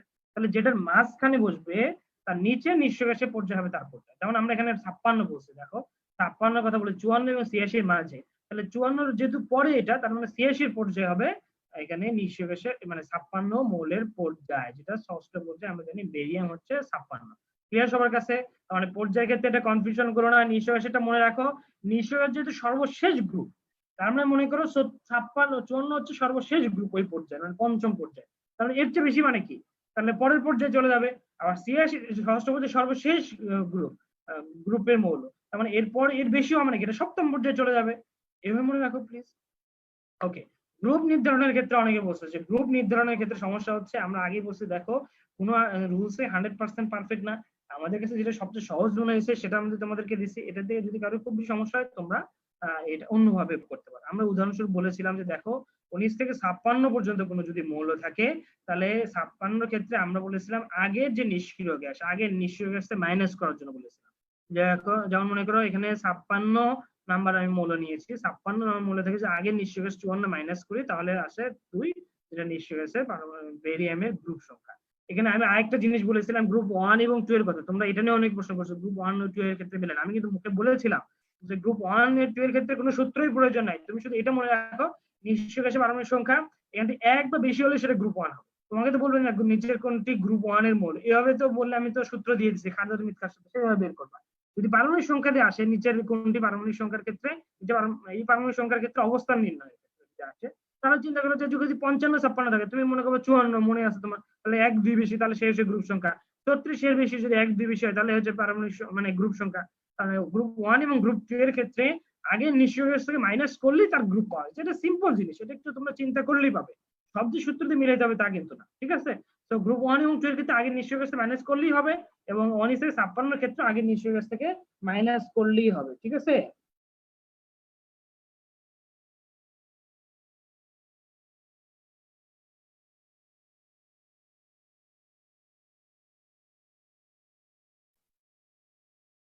আচ্ছা, ওকে। এখন যদি আমরা বলি যে এক্সেপশন রুলস এর, যেটা আমরা বলছিলাম এটা আগের মতোই, যে এফ ব্লক থেকে গ্রুপ 57 থেকে 71 পর্যন্ত যদি হয়, এবং মনে করো 89 থেকে 103, এগুলো হচ্ছে সব হচ্ছে গ্রুপ 3। গ্রুপ 3 মানে এফ ব্লকের মৌল, এগুলো হচ্ছে সব হচ্ছে গ্রুপ 3, ঠিক আছে? এটা আমাদের মুখস্থ। আর এর বাইরে যেগুলো আছে সেটা হচ্ছে এক্সট্রা মাইনাস প্রোটিন, 72 থেকে 88 বা 104 থেকে 118 পর্যন্ত যে মৌলগুলো, সেগুলো হচ্ছে আমাদের এক্সট্রা মাইনাস প্রোটিন। মানে আগে যা আসবে, আমরা মনে করো 80 একটা পারমাণবিক সংখ্যা নিলাম, এখান থেকে আগের নিঃস্ব গ্যাস 54, সেটা যদি মাইনাস আসে 26, সেখানে আমি 14 মাইনাস করলে আসে 12। অনেকে বলছে গ্রুপ 1 এবং 2, আমি তো গ্রুপ 1-2 এর ক্ষেত্রে বলেই দিচ্ছি, গ্রুপ 1-2 এর ক্ষেত্রে এটা প্রয়োগ করার দরকার নাই। গ্রুপ 1-2 এর ক্ষেত্রে আগের নিঃস্ব গ্যাস থেকে মাইনাস করো তাহলেই হয়ে যাচ্ছে। আগের নিঃস্ব গ্যাস থেকে যদি মাইনাস করো তাহলেই হয়ে যাচ্ছে। আর গ্রুপ 1 থেকে 18, 1 থেকে 18 নম্বর মৌল পর্যন্ত যেগুলো ক্ষেত্রে, এগুলো একদম সহজ, তুমি হাতে করলেই পারবা। তোমরা বরং অনেকে বলতেছো যে সূত্র দিয়ে আরো বেশি কনফিউজ হয়ে যাচ্ছ, সূত্র প্রয়োজন নাই, তোমরা এটা দিয়ে ইয়ে করো যে 1 থেকে 18 পর্যন্ত এখানে বিশেষ করে তোমরা যদি যদি পারো ইয়ার ক্ষেত্রে দেখো, মানে পর্যায় সারণীতে দেখো, এখানে এই ক্ষেত্রে 13, 14, 15, 16, 17, 18, এই যে কয়েকটা মৌল, এটা যা পারমাণবিক সংখ্যা তাই এদের গ্রুপ। 13, 14, 15, 16 যা পারমাণবিক সংখ্যা তাই এদের গ্রুপ। আর উপরে যেটা আছে আমি বলেছিলাম যে দেখো এখানে 13 মানে ব্রোন, কার্বন, নাইট্রোজেন, অক্সিজেন এবং ফ্লোরিন, নিয়ন, এই যে 10, এগুলোর ক্ষেত্রে মানে মানে দ্বিতীয় পর্যায়ের যেগুলো এই 4-5টা, এগুলোর ক্ষেত্রে তোমার ইলেকট্রন বিন্যাস করলেই তুমি পারবা যেটা কোন গ্রুপের। হয়তো সেখানে ইলেকট্রন বিন্যাস করলে মাঝখানে 3 দেখতে পাচ্ছ, এটা তো জানো যে আগের পারমাণবিক সংখ্যা অনুযায়ী মিলে, আগের মানে গ্রুপ এর নাম অনুযায়ী এ উপশ্রেণী বি উপশ্রেণী অনুযায়ী মিলে, কিন্তু নতুন ইয়ে হিসেবে মিলে না, এখানে শুধু 10 যোগ করবে। এটা একটু মনে রাখো যে এটা তো ডি ব্লকের পরের মৌল, তাই না? তাহলে ডি ব্লকে যেখানে যদি 10টা বৃদ্ধি পাচ্ছে গ্রুপ, তার মানে এখানে 10টা যেহেতু নতুন নামকরণ হয়েছে, তাহলে এখানে তুমি মনে করো ব্রনের ক্ষেত্রে যদি এখানে যেহেতু 3 আসে শেষে, এখানে 10 যোগ করলেই হয়ে যাচ্ছে 3rd, ঠিক আছে? তাহলে এইভাবে মিলাতে পারবা। ওকে, সো এটা নিয়ে খুব বেশি কনফিউশন করার অনেক ইম্পর্টেন্ট বিষয়টা এরকম না, এখানে খুব বেশি আসে না, যদি মাঝে মাঝে আসে সেক্ষেত্রে এই ইলেকট্রন বিন্যাসের অবস্থা অনেক সময় আসতে পারে, এই জন্য আমি তোমাদেরকে পড়িয়েছি। আচ্ছা, জেনন ডাইফ্লোরাইডের কথা বলছো, টেট্রাফ্লোরাইড, হেক্সাফ্লোরাইড, জেনন হেক্সাফ্লোরাইড পঞ্চভুজীয় দ্বিপিরামিড নাকি পঞ্চভুজীয় পিরামিড, এটা অনেকজন প্রশ্ন করছে। আমি বলছি দেখো বইয়ে যা লেখা থাকবে তাই, বই যদি এখানে পঞ্চভুজীয় পিরামিড লেখা আছে তাহলে পঞ্চভুজীয় পিরামিড। ওকে, সেখান থেকে এটা দেখবো।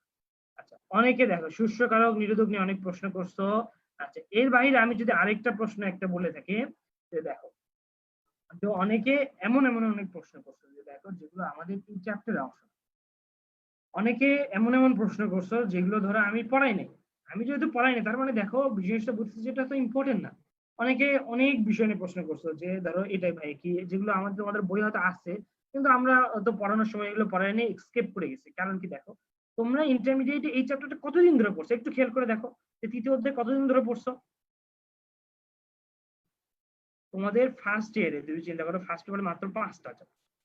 ফার্স্ট ইয়ারে তোমাদের 10 মাসের ক্লাস হয়ে থাকে, সেখানে একটা চ্যাপ্টার তোমার 2 মাস পড়ার জন্য পাচ্ছ। আমি যদি 1 মাসে ধরে একটা চ্যাপ্টার 1 মাসে পড়ছো, সেখানে আমি তোমাদেরকে পড়াচ্ছি কয় ঘন্টায়, দুগুণে 4 ঘন্টা একটা চ্যাপ্টার হয়তো সর্বোচ্চ পড়াচ্ছি, বা প্রথম দিন মানে প্রথম চ্যাপ্টার তো পড়াচ্ছি 2 ঘন্টার কম সময়, দ্বিতীয় চ্যাপ্টার হয়তো আমরা 2 থেকে 4 ঘন্টা সর্বোচ্চ একটা চ্যাপ্টার।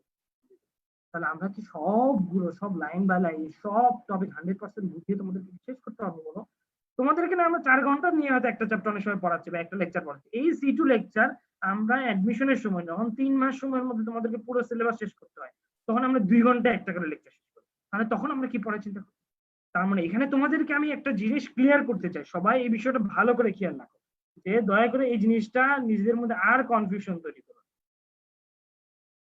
আমি তোমাদেরকে একদম ভালো করে ক্লিয়ার করে দিই যে দেখো, এখানে দয়া করে তুমি এখানে কেমিস্ট হতে আসো না, বা কেমিস্ট্রিতে চান্স পাওয়ার জন্য তুমি কিন্তু এখানে আসো না, তুমি মেডিকেলে চান্স পাওয়ার জন্য আসছো।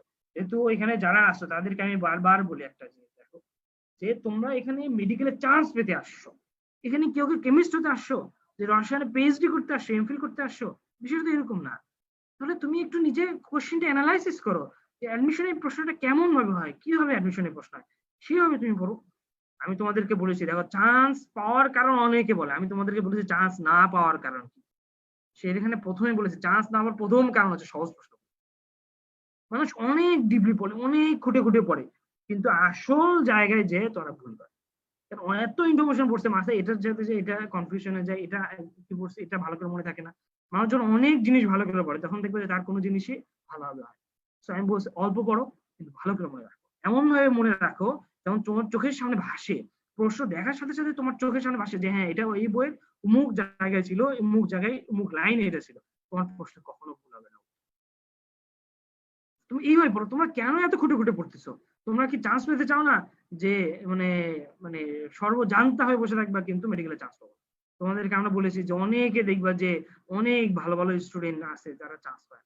তুমি যা বাংলাদেশে কত ইন্টারমিডিয়েট কলেজে সবগুলো যদি ফার্স্ট বই সেকেন্ড বইয়ের কথা চিন্তা করো, তাও তো বাংলাদেশে যদি অনেক হাজার হাজার আছে, তাই না?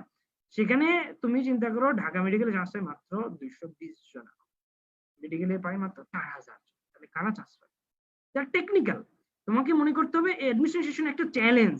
অ্যাডমিশন সেশন একটা, মনে করো তোমার মানে একই সাথে এটা যেমন মেধার পরিচয়, একই সাথে এটা একটা হচ্ছে টেকনিক, কে কত ভালো এখানে ইউজ করতে পারে, কে কত সহজে অনেক মানে জিনিসগুলো সহজ মনে রাখতে পারে, কে অ্যাডমিশন টেস্টের হলে যে সঠিকভাবে প্রশ্নের অ্যান্সার গুলো দিয়ে আসতে পারে, মাথা ঠান্ডা রেখে প্রশ্নের অ্যান্সার করে, তারাই চান্স পাবে। আমি বারবার বলতেছি দেখো, দয়া করে তোমরা এখানে অনেক ডিপলি পড়ো না। আমরা যা দাঁড়িয়ে দিচ্ছি সেগুলো আগে ভালো করে মুখস্থ করো, এরপরে তুমি প্রশ্নগুলো অ্যানালাইসিস করো, অ্যানালাইসিস করে দেখো যে কোন প্যাটার্নে প্রশ্ন হয়, কোন জায়গাগুলো থেকে প্রশ্ন হয়, কি ধরনের প্রশ্ন, সে আলোকে প্রশ্ন করো। তোমাকে এখানে প্রশ্নে বলবে না যে তোমাকে মানে তড়িৎ নিরর্থকতা একটু বুঝিয়ে দেন, বলবে না। প্রশ্নে কাকে বলে সেটাও আসবে না। ক্রিস্টাল ফিল মতবাদ নিয়ে প্রশ্ন করছো, ন্যালথনের সংকোচন নিয়ে প্রশ্ন করছো, এরকম অনেক জিনিস নিয়ে প্রশ্ন করছো। আমি যদি বলবো কিছুটা, সব বিষয়ে আমি অত টাচ করতে পারবো না। তাহলে দেখো যে বিষয়গুলো নিয়ে আমি তোমাদেরকে স্কিপ করে গেছি, আমি এডমিশন টেস্টের এগুলো খুব বেশি ইম্পর্টেন্ট না, এই জন্য আমি স্কিপ করে গেছি। অ্যাডমিশন টেস্টের জন্য যেগুলো ইম্পর্টেন্ট সেগুলো আমি পড়াইছি। তো দয়া করে এই প্রশ্ন যারা করছো তাদের সবগুলো প্রশ্ন আমি অ্যান্সার দিতে পারবো না বা অ্যান্সার দেবো না, কারণ যে অ্যাডমিশন টেস্ট রিলেটেড যে প্রশ্নগুলো আছে সেগুলোর আমি অ্যান্সার দেবো। ঠিক আছে? ওকে, সো দয়া করে কেউ রাগ করো না, ঠিক আছে? আশা করি এই জিনিসগুলো বুঝবা। নিজেকে চান্স পাওয়ার জন্য প্রিপেয়ার করো, মানে এখানে কেমিস্ট হওয়ার জন্য নিজেকে প্রিপেয়ার করো, সর্বজান্ত হয়ে চান্স মিস হওয়ার মতো অবস্থায় নিজেকে নিয়ে যেও। ঠিক আছে?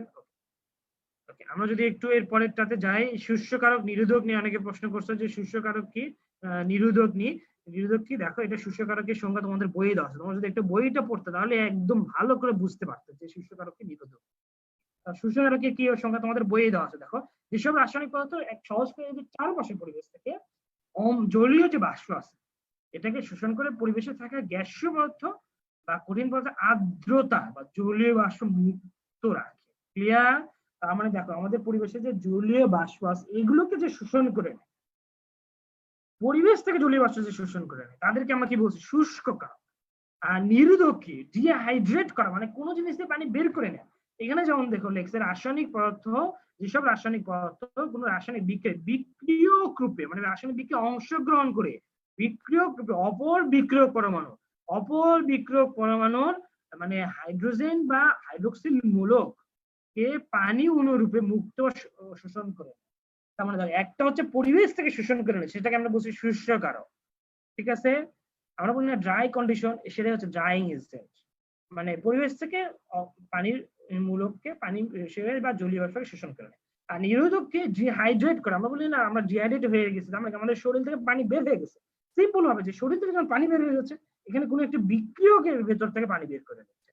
এক মৌল যদি এক বিক্রিয়ক যদি আরেক বিক্রিয়ক থেকে বের করে নিচ্ছে পানি, এখানে এই জন্য বলা হচ্ছে ডিহাইড্রেট। এটা সূত্র আমরা দিয়েছিলাম তোমাদেরকে আগের ক্লাসে। ডিসপ্রপোর্শনেশন রিঅ্যাকশন মানে অসামঞ্জস্যতা বিক্রিয়া, আমরা আগেই বলেছিলাম।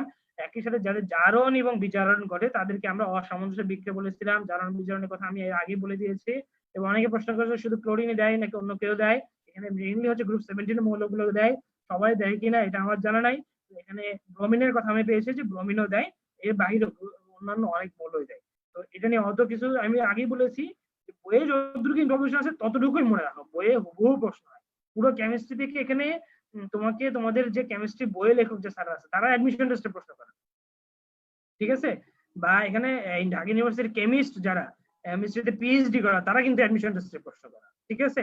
সো এখানে অনেক ডিপলি সব বিষয় ভিলে প্রশ্ন করার বিষয়টা এরকম। তোমাদের বই যে উদাহরণটা আছে সেটাই পড়ো, আশা করি এখান থেকে আমি যতটুকু জানি সেটা বললাম। এরপরে যদি আমি বলি চুম্বক ধর্মের কথা অনেকে বলছো, যে চুম্বক ধর্ম কি, ক্যাটায়ন সমূহ মানে এস ব্লকের মূল হলো ডায়াম্যাগনেটিক, এই জিনিসগুলো বুঝতে চেয়েছে অনেকে প্রশ্ন। ডায়াম্যাগনেটিক এর ক্ষেত্রে দয়া করে প্রশ্ন অনেকে করতেছো, সব প্রশ্নের উত্তর দেওয়া এখন আসলে তোমরা চ্যাট বক্সে যে প্রশ্ন করতে থাকো, আমি যদি চ্যাট বক্সে উত্তর দিতে থাকি তাহলে আগে যেগুলো আমি প্রশ্ন কমেন্টে করছি ফেসবুকের কমেন্টে সেগুলো উত্তর দেওয়া হবে। আমি যতটুকু সময় ধারাবাহিক ক্রমে দিতে থাকবো তোমাদের প্রশ্ন উত্তর, ঠিক আছে? যতক্ষণ সময়, ইতিমধ্যে আমাদের 1 ঘন্টা পার হয়ে গেছে। আমরা যদি চুম্বক ধর্মের কথা বলি, আমরা দেখো তোমাদেরকে বলেছিলাম যে চুম্বক ধর্ম হচ্ছে কি, যখন মনে করো একটা, এখানে দেখো আমরা জানি প্রত্যেকটা ইলেকট্রন একটা ঘূর্ণন আছে, স্পিন আছে, এবং এই ইলেকট্রন গুলো স্পিনের কারণে এর চারিদিকে একটা চৌম্বক ক্ষেত্রের সৃষ্টি হয়। যখন বিপরীত একটা স্পিন যুক্ত ইলেকট্রনের সাথে যুগ্ম হয়, জোড়বদ্ধ হয়, তো একটা চুম্বক ক্ষেত্র আরেকটাকে নিউট্রালাইজ করে দেয়। তো আমরা বলেছিলাম দেখো সোডিয়ামের ক্ষেত্রে এখানে দেখো যখন এর সর্বশেষ শক্তিস্থ একটা ইলেকট্রন সে ছেড়ে দিচ্ছে, তখন এর সব ইলেকট্রন যুগ্ম অবস্থায় আছে। আর আমরা বলেছি যুগ্ম অবস্থায় থাকা মানে কি, এদের নিট চৌম্বক ক্ষেত্র হচ্ছে শূন্য, মানে কোনো চৌম্বক ক্ষেত্র থাকে না। আর আমরা জানি যাদের কোনো চৌম্বক ধর্ম নেই বা আকর্ষণ করে না বা চৌম্বক ক্ষেত্র নেই, তাদেরকে আমরা বলছি ডায়াম্যাগনেটিক। তার মানে এস ব্লকের ক্যাটায়ন সমূহ হচ্ছে ডায়াম্যাগনেটিক। কিছু এক্সেপশন আছে, কারণ আমরা বলেছিলাম যে এস ব্লকের ক্যাটায়ন স্বাভাবিকভাবে একটা গ্রুপ 1 এর গুলো একটা ইলেকট্রন ত্যাগ করে তারা নিঃশেষে আকার ধারণ করে, অথবা গ্রুপ 2 এর গুলো দুইটা ইলেকট্রন ত্যাগ করে নিশ্চয়ই আগে সে আকার ধারণ করে। কিন্তু এমন যদি হয় গ্রুপ 2 এর অনেক মূল আয়ন গঠন করার পরেও ধনাত্মক আয়নে পরিণত হওয়ার পরেও এক ধনাত্মক আয়নে পরিণত হলো, কিন্তু তাদের সর্বশেষ শক্তিস্থ আরেকটা বিজোড় ইলেকট্রন আছে, তখন কিন্তু তারা চুম্বক ধর্ম, তখন তারা হয়তো তারা চুম্বক ধর্ম দেখাবে। ক্লিয়ার? এর জন্য কিছু এক্সেপশন তো সব জায়গায় থাকে, এটা মনে রাখতে হবে। চুম্বক কাকে বলে, প্যারাম্যাগনেটিক, ফেরোম্যাগনেটিক, ডায়াম্যাগনেটিক কাকে বলে অনেকে জিজ্ঞেস করেছো।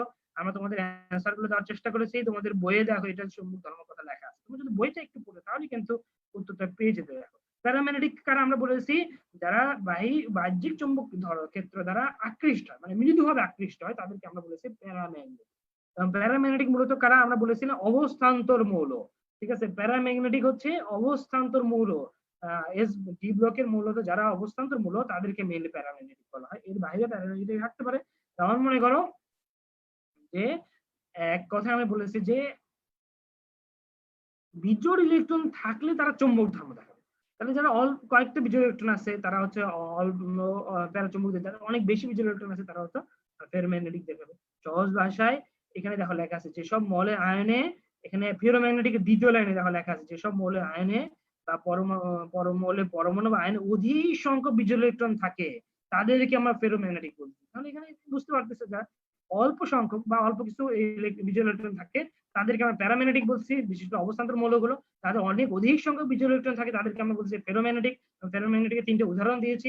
আর ডায়াম্যাগনেটিক হচ্ছে যারা চুম্বক ক্ষেত্রে আকৃষ্ট হয় না বরং মৃদু বিকর্ষিত হয়, তারা হচ্ছে ডায়াম্যাগনেটিক, মানে এদের কোনো বিজোড় ইলেকট্রন থাকে না। এখানে দেখা লিখছে যেসব পরমাণু বা আয়নের সব ইলেকট্রন যুগলবদ্ধ, তাদের নিজস্ব চুম্বক ধর্ম থাকে না এবং বাহ্যিক চুম্বক ক্ষেত্র দ্বারা আকৃষ্ট হয় না। গ্রুপ 1 এ গ্রুপ 2 এর গুলো মূলত ডায়াম্যাগনেটিক। এখানে অনেকে প্রশ্ন করেছে, এখানে টাইটেনিয়ামের হচ্ছে আমরা দেখাইছি 3+ হচ্ছে প্যারাম্যাগনেটিক, ঠিক আছে?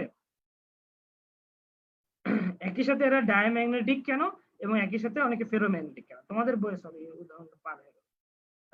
এটাতে দেখো তোমাদের বই উদাহরণ এটা দেওয়া আছে। এবং এখানে বিশেষভাবে যেটা মনে রাখো যে টাইটেনিয়াম ওখানে দেখো প্যারাম্যাগনেটিকের ক্ষেত্রে কি ছিল, এটা কি খেলো, প্যারাম্যাগনেটিকের ক্ষেত্রে টাইটেনিয়াম 3+ ছিল, তাই না? এখানে টাইটেনিয়াম 3+ ছিল।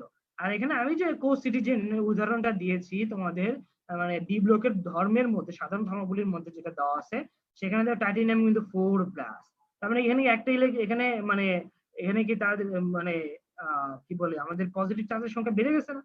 ক্লিয়ার? কারণ এখানে এখানে ইলেকট্রন যে আমরা যেটা বলছিলাম আগে 3+ ছিল, সে আরো একটা এখানে আগে যে পরিমাণ মুক্ত ইলেকট্রনের সংখ্যা ছিল বা বিজোড় ইলেকট্রনের সংখ্যা ছিল, তখন 4+ হলো, তার বিজোড় ইলেকট্রনের সংখ্যা কমে গেল না? এখানে তখন যা ইলেকট্রন গুলো সবগুলো যুগ্ম আবদ্ধ হয়ে গেছে।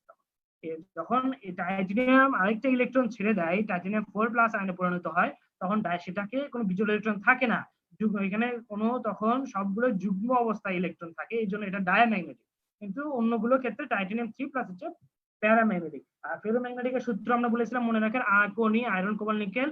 আর ডি ব্লকের ক্ষেত্রে যারা ডায়াম্যাগনেটিক, মূলত ডায়াম্যাগনেটিক এস ব্লক, কিন্তু এস ব্লকের মধ্যে ডি ব্লকের মধ্যে যারা ডায়াম্যাগনেটিক তাদেরকে মনে রাখার জন্য আমরা বলেছিলাম কোর সিরিজে কপার, স্ক্যান্ডিনিয়াম, টাইটানিয়াম এবং জিঙ্ক। এখানে তোমাদের আয়ন দেওয়া আছে, আমি মনে করতে হচ্ছে কপার, সিতে হচ্ছে দন্তের সাথে স্ক্যান্ডিনিয়াম, টিতে টাইটানিয়াম, জেতে জিঙ্ক। আশা করি উত্তর পেয়েছো, ঠিক আছে। এরপর লিগ্যান্ডের কথা বলেছো, লিগ্যান্ড কাকে বলে অনেকে জিজ্ঞেস করেছো, লিগ্যান্ডের সবল লিগ্যান্ড, দুর্বল লিগ্যান্ডের ক্রম জানতে চাইছো। সহজ ভাষায় দেখো, এটা তোমাদের লিগ্যান্ডের সংখ্যা তোমাদের C3 লেকচারে আলোচনা হবে, আমি আগেই বলেছিলাম। তারপর এখন এখানে বলে দিই, লিগ্যান্ড হচ্ছে দেখো জটিল যৌগ গঠনকাল, জটিল যৌগ গঠনকালে একপাক্ষিকভাবে যারা ইলেকট্রন যোগান দিয়ে যায়, একপাক্ষিকভাবে যারা ইলেকট্রন যোগান দিয়ে যায় তাদেরকে আমরা লিগ্যান্ড, মানে ইলেকট্রন দাতা, দাতা পরমাণু, ঠিক আছে। তাহলে এটা হচ্ছে লিগ্যান্ড। এবং এই জটিল যৌগ গঠনকালে মানে পরিবেশে সন্নিবেশ বন্ধন গঠনকালে লিগ্যান্ড যে ইলেকট্রন যুগল দেয়, মানে এর সঙ্গে ইলেকট্রন যুগল দান করে, সেগুলোকে অবস্থান্তর ধাতুর সন্নিবেশ বলা হয়, ঠিক আছে। আর দুর্বল লিগ্যান্ড, সবল লিগ্যান্ডের কথা এখানে বলেছে, এই যে দেখো দুর্বল লিগ্যান্ড এবং সবল লিগ্যান্ডের ক্রম দেওয়া আছে। তোমরা হয়তো বলছো আমি উল্টা দিক করে দেখাচ্ছি, একই জিনিস কিন্তু এখানে কার্বন মনোঅক্সাইড, তার চেয়ে মানে একটু কম সবল হচ্ছে সায়ানাইড, তার মানে তার চেয়ে কম হচ্ছে অ্যামোনিয়া। আমি এটাই দেখাচ্ছিলাম, যে আমি শুরু থেকে দেখাইছিলাম যে কার্বন মনোঅক্সাইড হচ্ছে তীব্র, মানে সবল লিগ্যান্ড, তার চেয়ে কম হচ্ছে সায়ানাইড। এইভাবে আমি এই দিক থেকে দেখাইছি, এগুলো আমাদের বই ভাবে দেওয়া আছে, একই জিনিস। তো বইয়ে যেভাবে দেওয়া আছে তোমরা এইভাবেই চাইলে মুখস্থ করতে পারো। ক্লিয়ার? এটা হচ্ছে দুর্বল লিগ্যান্ড, ঠিক আছে। ওকে, এ ব্লকের ক্ষেত্রে অনেকে বলেছে এই তিনটা মৌল কোন ব্লকভুক্ত মৌল, আমরা কিন্তু বলেছিলাম যে এই এ ব্লকের মধ্যে থেকে, মানে ল্যান্থেনেট সিরিজ এবং অ্যাক্টিনেট সিরিজ থেকে ল্যান্থেনিয়াম নাম মৌল এবং অ্যাক্টিনেট সিরিজের নাম হলো অ্যাক্টিনিয়াম এবং দ্বিতীয় মৌল থোরিয়াম। এই তিনটার সর্বশেষ ইলেকট্রনটা ডি অরবিটালে যায়, যার কারণে এরা এ ব্লকভুক্ত মৌল নয়, এ ব্লকভুক্ত মৌল নয়, এ ব্লকভুক্ত মৌল নয়, এরা ডি ব্লকভুক্ত মৌল, ডি ব্লকভুক্ত মৌল, ঠিক আছে। তাহলে এগুলো মনে রাখবো ভালো করে। ওকে, স্প্যাচুলার কথা অনেকে বলেছো যে কঠিন, আমি দেখো স্প্যাচুলা তোমাদের বইয়ে কিন্তু দেওয়া আছে। স্প্যাচুলা হচ্ছে কঠিন বেকার এবং অদক্ষিণ স্থানান্তরের জন্য ব্যবহৃত, ঠিক আছে। ওকে, ভ্যান ডার ওয়ালস বলের কথা বলেছে, এটা আমরা C3 তে আলোচনা করব। সিম্পল ভাষায় মনে রাখো, ভ্যান ডার ওয়ালস বল অনেকে আকার বাড়ার সাথে সাথে বাড়ে, কেন বলছি দেখো, ভ্যান ডার ওয়ালস বল আকার বাড়ার সাথে সাথে কি এদের দুর্বল ভ্যান ডার ওয়ালস বল বৃদ্ধি পায়, ঠিক আছে। যার কারণে এরা ধীরে ধীরে তুলনামূলক কঠিন হয়, ঠিক আছে। ভ্যান ডার ওয়ালস বল তো থাকে, কিন্তু আকার বাড়ার সাথে সাথে কি এদের মানে ভ্যান ডার ওয়ালস বল তখন বৃদ্ধি পায়, ঠিক আছে। গলনাঙ্কের মানের কথা অনেকে বলেছো যে গলনাঙ্কের মান মুখস্থ করতে হবে না, হবে কিনা। গলনাঙ্কের স্ফুটনাঙ্কের মান আমি আগেই বলেছি, দেখো গলনাঙ্কের স্ফুটনাঙ্কের মান আমরা যেগুলো বলে দেবো বা যেগুলো দায়িত্ব সেগুলো মুখস্থ করবো, এগুলো বেশি ইম্পর্টেন্ট, বাকিগুলো খুব বেশি আসে না। তারপর তোমার যদি সামর্থ্য থাকে, তোমার যদি মনে হয় যে তুমি মুখস্থ করতে পারবা, তুমি করো, সমস্যা নেই, আমাদের কোনো সমস্যা নেই, ঠিক আছে। ল্যান্থেনের সংকোচনের কথা বলেছো, ঠিক আছে। এখানে তো দেখাই যাচ্ছে, দেখো তুমি যদি একটু ভালো করে পড়তে তাহলেই বুঝতে পারতো যে ল্যান্থেনের সংকোচন কাকে বলতেছে। ল্যান্থেনের মৌলসমূহের টি ধনাত্মক আয়নের ব্যাসার্ধ ল্যান্থেনিয়াম থেকে লুটেটিয়াম পর্যন্ত নিয়মিতভাবে হ্রাস পাচ্ছে, মানে এক কথায় ল্যান্থেনের সিরিজের মৌলগুলো, এখানে যে আয়ন টি ধনাত্মক আয়নের ক্ষেত্রে এদের ব্যাসার্ধ যেটা আছে, এটা বাম দিকে যত টানা যাচ্ছে ধীরে ধীরে হ্রাস পাচ্ছে। এই হ্রাস পাওয়াকে ল্যান্থেনের সংকোচন বলতেছে। সিম্পল জেনে রাখো তাহলেই তো হচ্ছে, ঠিক আছে। এখানে তো এইভাবে আসবে না খুব বেশি। নিঃস্ব গ্যাস, অভিজাত মৌল কারা অনেকে প্রশ্ন করেছো, নিঃস্ব গ্যাসের সূত্র অনেকে জানতে চাইছো। এই যে নিঃস্ব গ্যাসের সূত্র, অভিজাত মৌল এই জন্য বলা, আমরা আগে বলেছি অনেক জায়গায় অনেক রকম কথা বলা থাকে, অনেকে অভিজাত ডি ব্লকের কিছু মৌলকে অনেক অভিজাত মৌল বলছে। আমি নেটেও তোমরা একটু যদি দেখো, অভিজাত মৌল বা নোবেল এলিমেন্ট এরা হচ্ছে আমরা মেইনলি নিঃস্ব গ্যাসের মৌলগুলোকে বলে থাকি, কারণ এরা সাধারণত নিষ্ক্রিয় অবস্থাকে বিক্রিয়া করে না। সূত্র হচ্ছে হেলেনা নিষাদ অয়ন কিশোর যাবে রংপুরে। ওকে, এস ব্লক পি ব্লকের রাসায়নিক ধর্মের কথা অনেকে বলছো। দেখো এস ব্লক পি ব্লকের রাসায়নিক ধর্ম আমরা সব পড়াই না, কারণ বিষয়টা আসে না সব। তোমরা কেন বারবার এই প্রশ্ন করো বলো? তোমরা অনেকে প্রশ্নের ক্ষেত্রে অনেক ডিপলি প্রশ্ন করো, আমরা তোমাদেরকে বারবার বলেছি অ্যাডমিশন টেস্টে কি আসে সেগুলো তোমরা একটু ভালো করে খেয়াল করো, সেই অনুযায়ী পড়ো, অনেক ডিপলি তো পড়ার দরকার নাই। অ্যাডমিশন টেস্টে যেগুলো আমাদের অভিজ্ঞতার আলোকে মনে হয়েছে, যেগুলো থেকে নর্মালি প্রশ্ন আসে বা আসার মতো, সেগুলো আমরা তোমাদেরকে পড়াই। আশা করি সেগুলো একটু ভালো করে পড়ো, এর বাইরে তোমাদের অনেক ডিপলি কিন্তু পড়ার প্রয়োজন নাই, বারবার নিষেধ করতে। সে সময় থাকতে একটু নিজেকে সংশোধন করে নাও, ঠিক আছে। ওকে, অনেকে প্রশ্ন করেছো যে আমাদের একটা স্ক্রিনশট দিয়ে দেখাইছো যে সর্বশেষ মানে ইউ প্যাক করতে অনুমোদিত মৌলের সংখ্যা কি 18টা? অবশ্যই 18টা তোমাদের বইয়ের সর্বশেষ সংস্করণে দেখবা দেওয়া আছে 244 নাম্বার পৃষ্ঠে তোমাদের কথা বলা আছে যে ইউপ্যাক কর্তৃক অনুমোদিত মৌলের সংখ্যা হচ্ছে 118টা। সর্বশেষ আবিষ্কৃত মৌল হচ্ছে 113, 115, 117 এবং 118। ক্লিয়ার সবার কাছে? ওকে, অবস্থান্তর মৌলের বিষয়ে অনেকে জানতে চাইছো, সুস্থতা আয়ন বলতে বুঝিয়েছো।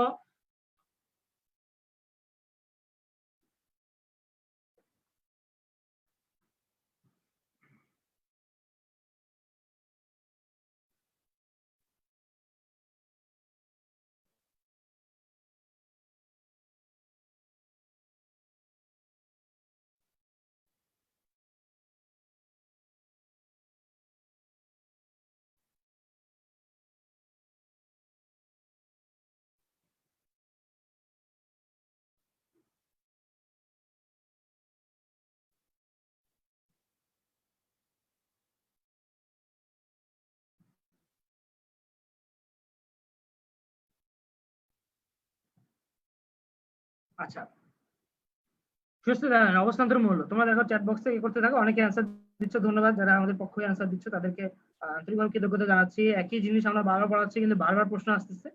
তোমরা অন্য যারা আসছো তারা যদি মনে করো জিনিসগুলো জানো তারা অ্যান্সার দিয়ে দিও, কারণ আমাদের জন্য জিনিসটা সহজ হয়, কারণ আমরা চাইলেও আসলে এত প্রশ্ন অ্যান্সার শেষ করা সম্ভব না। ঠিক আছে, আমরা যদি অবস্থান্তর মৌলের কথা আসি, যে সুস্থিত আয়নে ইলেকট্রন বিন্যাস এর ক্ষেত্রে আমরা বলেছিলাম যদি ডি অরবিটাল আংশিক পূর্ণ থাকে তাহলে এটা অবস্থান্তর। সুস্থিত আয়ন মানে কি? স্থিতিশীল সুস্থ, যে আয়নগুলো ভেঙে যায় না, মানে যে আয়নগুলো তো এর সাথে সাথে ভেঙে যায় না, এগুলোকে আমরা সুস্থিত। সিম্পল ভাষায় মনে রাখো, সুস্থিত আয়ন এত ডিপলি বলার প্রয়োজন নেই, তোমাকে অ্যান্সার করবে সুস্থিত আয়ন কাকে বলে, সেটা তো আসবে না। সুস্থিত আয়ন বলতে যারা স্থিতিশীল আয়ন এদেরকে বলা হচ্ছে সুস্থিত আয়ন, এবং এদের ইলেকট্রন বিন্যাসে সর্বশেষ শক্তিস্তর 1 থেকে 9 ডি অরবিটালে 1 থেকে 9 এর মধ্যে থাকলে তাদেরকে আমরা অবস্থান্তর মূল্য বলতেছি। অবস্থান্তর মূল্য কারা তোমরা জানো?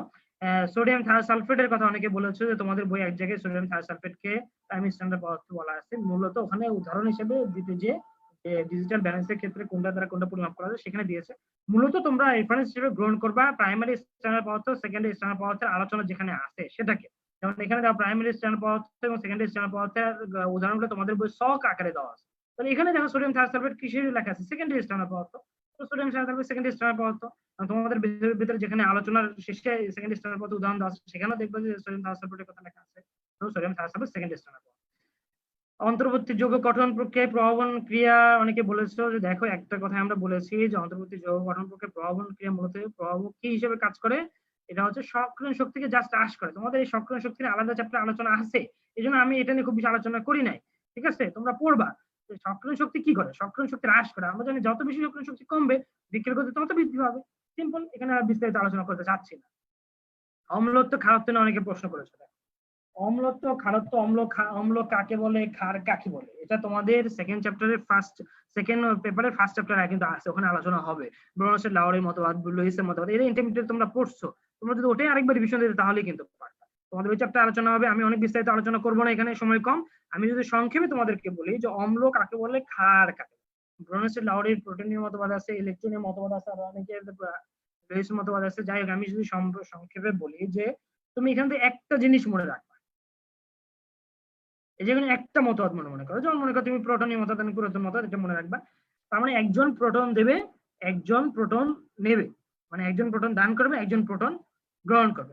আমি যদি সিম্পলি লেম্যান টার্মে তোমাকে বলি, আচ্ছা বলো দেখি অ্যাসিড এবং ক্ষারের ক্ষেত্রে কোনটা আমাদের স্বাভাবিক নিয়ম, আমাদেরকে লেম্যানের দৃষ্টিতে যদি বলি কোনটা বেশি শক্তিশালী আমাদের কাছে লাগে বলতো? ক্ষার বেশি শক্তিশালী লাগে নাকি অ্যাসিড বেশি শক্তিশালী লাগে? অ্যাসিড বেশি শক্তিশালী লাগে, তাই এই জন্যই তো মানুষ অ্যাসিড মারে, যারা ওদের কাছে বেশি এটা ক্ষয় করে। এই জন্য তো অ্যাসিড কে মানুষ মানে ধরো করেসিভ এজেন্ট হিসেবে ইউজ করে, কারণ অ্যাসিড বেশি ক্ষতি করে আমাদের। তাহলে অ্যাসিড যেহেতু বেশি শক্তিশালী আমাদের কাছে মনে হয়, তাহলে মনে রাখবা যে প্রোটন অ্যাসিড প্রোটন দান করে। তাহলে যে শক্তিশালী সেই তো দান করবে, তিনি শক্তিশালী তিনিই তো দান করবে, তাই না? তাহলে অ্যাসিড প্রোটন দান করে। তুমি একটা লাইন ভালো করে মনে রাখো, জাস্ট একটা কনসেপশন ক্লিয়ার করো, অ্যাসিড প্রোটন দান করে, অ্যাসিড প্রোটন দান করে, অ্যাসিড প্রোটন দান করে। তাহলে যদি অ্যাসিড প্রোটন দান করে তাহলে প্রোটন গ্রহণ করে কি? ক্ষার। তাহলে ক্ষার প্রোটন গ্রহণ করে। ক্ষার প্রোটন গ্রহণ করা মানে কি? প্রোটন কে গ্রহণ করতেছে মানে পজিটিভ হচ্ছে, তার মানে সে ইলেকট্রন ছেড়ে দিচ্ছে। তার মানে কি প্রোটন গ্রহণ করা মানে কি? ইলেকট্রন ছেড়ে দিচ্ছে। তাহলে আমি সহজ ভাষায় বলি, অ্যাসিড দান করে প্রোটন আর ক্ষার দান করে ইলেকট্রন। ঠিক আছে, তাহলে দান করার সিস্টেমে বললে এই হবে, অ্যাসিড দান করে প্রোটন, ক্ষার দান করে ইলেকট্রন। তাহলে যার ইলেকট্রন দানের ক্ষমতা বেশি হবে সেই বেশি ক্ষারধর্মী হবে। ক্লিয়ার সবার কাছে? আর যার ইলেকট্রন গ্রহণের প্রবণতা বেশি হবে সেই বেশি অম্লধর্মী হবে। ক্লিয়ার? কারণ সে প্রোটন দান করতেছে মানে কি ইলেকট্রন গ্রহণ করতেছে। তার মানে কি দেখো, যে এই সহজ ভাষায় ইলেকট্রনের মতবাদটা তুমি যদি ভালো করে মনে রাখো, তাহলে দেখবে যে অম্ল ক্ষার নিয়ে তোমার সমস্যা হবে না। সহজ ভাষায় যারা ইলেকট্রন দান করতেছে তাদেরকে আমরা বলতেছি ক্ষার। যার ইলেকট্রন দানের প্রবণতা যত বেশি হবে সে তত বেশি ক্ষারধর্মী হবে, আর যার ইলেকট্রন গ্রহণের প্রবণতা যত বেশি হবে সে তত বেশি অম্লধর্মী হবে। যেমন মনে করি আমরা তাহলে কারা বেশি ক্ষারধর্মী হতে পারে, সেটা হচ্ছে ধাতুগুলোর ক্ষেত্রে এগুলো বেশি ক্ষারধর্মী হতে পারে। আবার অম্লধর্মী কারা, অধাতুর ক্ষেত্রে অম্লধর্মী হতে পারে। ধাতুগুলো ইলেকট্রন ত্যাগ করে তাহলে এদের ক্ষারধর্ম হবে। আর যারা অধাতুর ক্ষেত্রে তাদের এদের যৌগগুলোর ক্ষেত্রে অম্লধর্মী হবে। ক্লিয়ার? তাহলে উপর থেকে আমি যদি নিচের দিকে আসি, তাহলে এদের ইলেকট্রন দানের ক্ষমতা বাড়ে না কমে? ইলেকট্রন দানের ক্ষমতা বাড়ে। তাহলে উপর থেকে নিচে আসে ক্ষার ধর্ম বৃদ্ধি হবে। ঠিক আছে? আবার ও বাম দিকে যদি আমরা, ডান দিকে যদি আমরা যাই অধাতুর ক্ষেত্রে, উপর থেকে নিচের দিকে আসলে অধাতুর ধর্ম কি পায়? হ্রাস পায়। অধাতুর ধর্ম যদি হ্রাস পায় তাদের অম্লত্ব হ্রাস পাবে। কারণ এখানে ধাতব ধর্মের সাথে খেয়াল রাখো, তাহলে কিন্তু হচ্ছে অধাতব ধর্মের সাথে খেয়াল রাখো, তাহলে কিন্তু হচ্ছে। তাহলে সহজ ভাষা আমি যদি আবারও বলি, যারা ইলেকট্রন ত্যাগ করতেছে তাদেরকে আমরা কি বলতেছি? ক্ষার বলতেছি। ঠিক আছে? আর যারা ইলেকট্রন গ্রহণ করতেছে তাদেরকে আমরা অম্ল বা অ্যাসিড বলতেছি। ঠিক আছে? ওকে। আমরা যদি অন্ত অবস্থান্তর মৌলের কথা বলি, অন্ত অবস্থান্তর মৌল কয়টি এটা নিয়ে তোমাদের কনফিউশন আছে, এটা আমাদেরও কনফিউশন ছিল। আসলে 24টি না 28টি আমাদের গত অ্যাডমিশন টেস্টে আসছিল। তো আমাদের কাছে যতটুকু অন্যান্য বই রেফারেন্স দিয়ে মনে হয়েছে সেটা 28টি। এমন হতে পারে যেহেতু ধরো অন্ত অবস্থান্তর মৌল মেইনলি তো এফ ব্লক ভুক্ত মৌলের কথা, ঠিক আছে, এফ অরবিটালের কথা। এখানে সর্বশেষ এফ ব্লক মুক্ত আর এফ অরবিটাল কিন্তু দুইটা একটু আলাদা আছে। যেমন ধরো এফ ব্লক ভুক্ত মৌলের ক্ষেত্রে আমরা বলেছিলাম যারা মানে সর্বশেষ ইলেকট্রন এফ অরবিটালে যায় তারা এফ ব্লক ভুক্ত। ক্লিয়ার? ঠিক আছে। সর্বশেষ ইলেকট্রন এফ ব্লকে না গেলে যে তারা এফ অরবিটালে তাদের ইলেকট্রন থাকবে না, বিষয়টা তো এরকম, তাই না? সর্বশেষ ইলেকট্রন অরবিটালটা হয়তো ডি অরবিটালে গেছে, তারা তো এফ ব্লক মুক্ত মৌল হতে পারে, তাই না? ডি ব্লক মুক্ত মৌল হতে পারে, কিন্তু তাদের তো এফ অরবিটাল আছে। আমরা বলেছিলাম যারা এফ অরবিটালে 1 থেকে 9 পর্যন্ত 13 পর্যন্ত, অর্থাৎ এফ অরবিটাল যাদের আংশিক পূর্ণ থাকবে স্থিতিশীল আয়নে, তাদেরকে অন্ত অবস্থান্তর মৌল বলা হয়। ঠিক আছে? এই হিসেবে যেহেতু 28টার কথা বলা আছে, তোমরা আপাতত 28টার কথাই জানো। বাকিটা মানে এটা আসলে যদি তোমরা কোনো বইয়ের সবকিছুতে রেফারেন্স পাও তাহলে সেই বইটাকে অনুসরণ। ওকে? আর অনেকে বলতেছে নেক্সট ক্লাস কবে হবে, নেক্সট ক্লাস কবে হবে? নেক্সট ক্লাস আমরা বলেছিলাম যে দেখো নেক্সট আরেকটা ব্যাচ ইনশাআল্লাহ শুরু হবে, নতুন ব্যাচের যে ক্লাসগুলো শুরু হবে তখন নেক্সট ক্লাস তোমরা পাবে ইনশাআল্লাহ সি2 লেকচারে। যারা নেক্সট ক্লাস করতে সি2 লেকচার করতে পারো নাই, বা যাদের আরো একটু সমস্যা আছে, নেটওয়ার্ক প্রবলেমের কারণে পুরো ক্লাস ভালোভাবে পারো নাই, তারা নেক্সট ক্লাসের সাথে করবে। এবং এটা কোথায় জানানো হবে, কোথায় জানতে পারবে, এটা আমরা গ্রুপে জানিয়ে দিব। যখন এরকম করে পরবর্তীতে আরেকটা নতুন ব্যাচ শুরু হবে তাদের ক্লাসগুলো হবে আমরা গ্রুপে জানিয়ে দিব, এবং তোমাদেরকে যারা পাও না তারা আমাদের সাথে যোগাযোগ করলে আমরা তাদেরকে ক্লাস করার জন্য আইডি পাসওয়ার্ড দিয়ে দিব।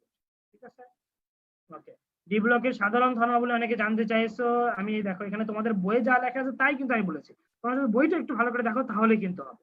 বই আমরা বলেছিলাম ডি তে কি না, মানে এরা হচ্ছে ভারী ধাতু। যেহেতু ভারী ধাতু তার মানে এরা আকার কেমন কঠিন হবে, গলনা স্ফুটনাঙ্ক বেশি হবে। আমরা জানি ভারী ধাতুগুলো কি হয়, এরা তাপ ও বিদ্যুৎ সুপরিবাহ হয়, সংকর ধাতু তৈরি করে, চুম্বক ধর্ম প্রকাশ করে। চুম্বক ধর্মের কথা আমরা বলেছি, ডি ব্লকের মৌলগুলো কিভাবে চুম্বক ধর্ম প্রকাশ করে, তাহলে সেগুলো একটু দেখবা। ঠিক আছে? আদর্শ প্রতিনিধি মৌলের কথা অনেকে বলেছে। আদর্শ প্রতিনিধি মৌল কাদেরকে বলা হয়?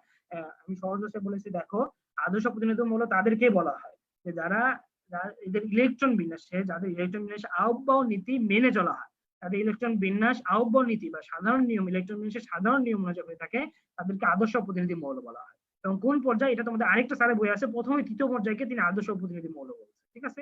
এটা বইয়ের পার্থক্য, সেই হিসেবে আসলে তোমাদেরকে সেই হিসেবে অ্যান্সার করতে হবে। ঠিক আছে?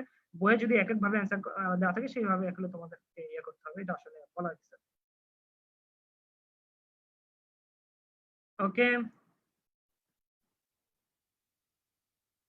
ওকে, তাহলে এর বাইরে আরো কিছু প্রশ্ন মনে হয় তোমাদের আছে, আমি সেগুলো একটু দেখি। আচ্ছা, ক্লাস শেষের দিকে আমরা শেষ করবো ইনশাল্লাহ। আমি আশা করছি তোমাদের অধিকাংশ অ্যান্সার দিয়ে দিছি। আবার ইনশাল্লাহ আমি চেষ্টা করব ততটুকু তোমাদের আমি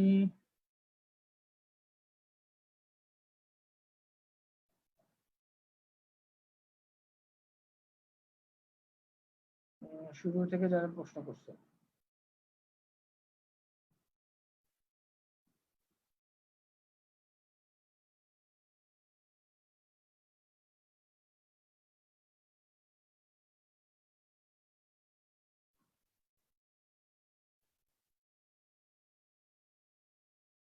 আচ্ছা, অনেকে বলছে অন্য পর্যায়ে আদর্শমূলক প্রতিনিধি। আমি তো বললামই, যারা আহ্বান নীতি মেনে চলে, সে অধিকাংশ মূল্য যাদের আহ্বান ইলেকট্রন বিন্যাসে আহ্বান নীতি মনে চলে তাদেরকে আদর্শ প্রতিনিধি মূল্য বলা হয়।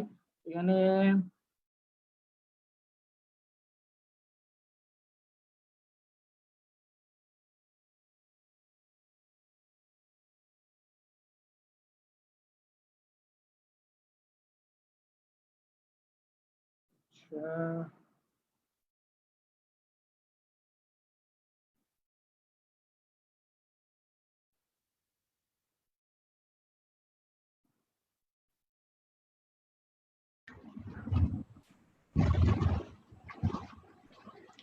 ভাইয়া আমি একটু কথা বলতে চাচ্ছি।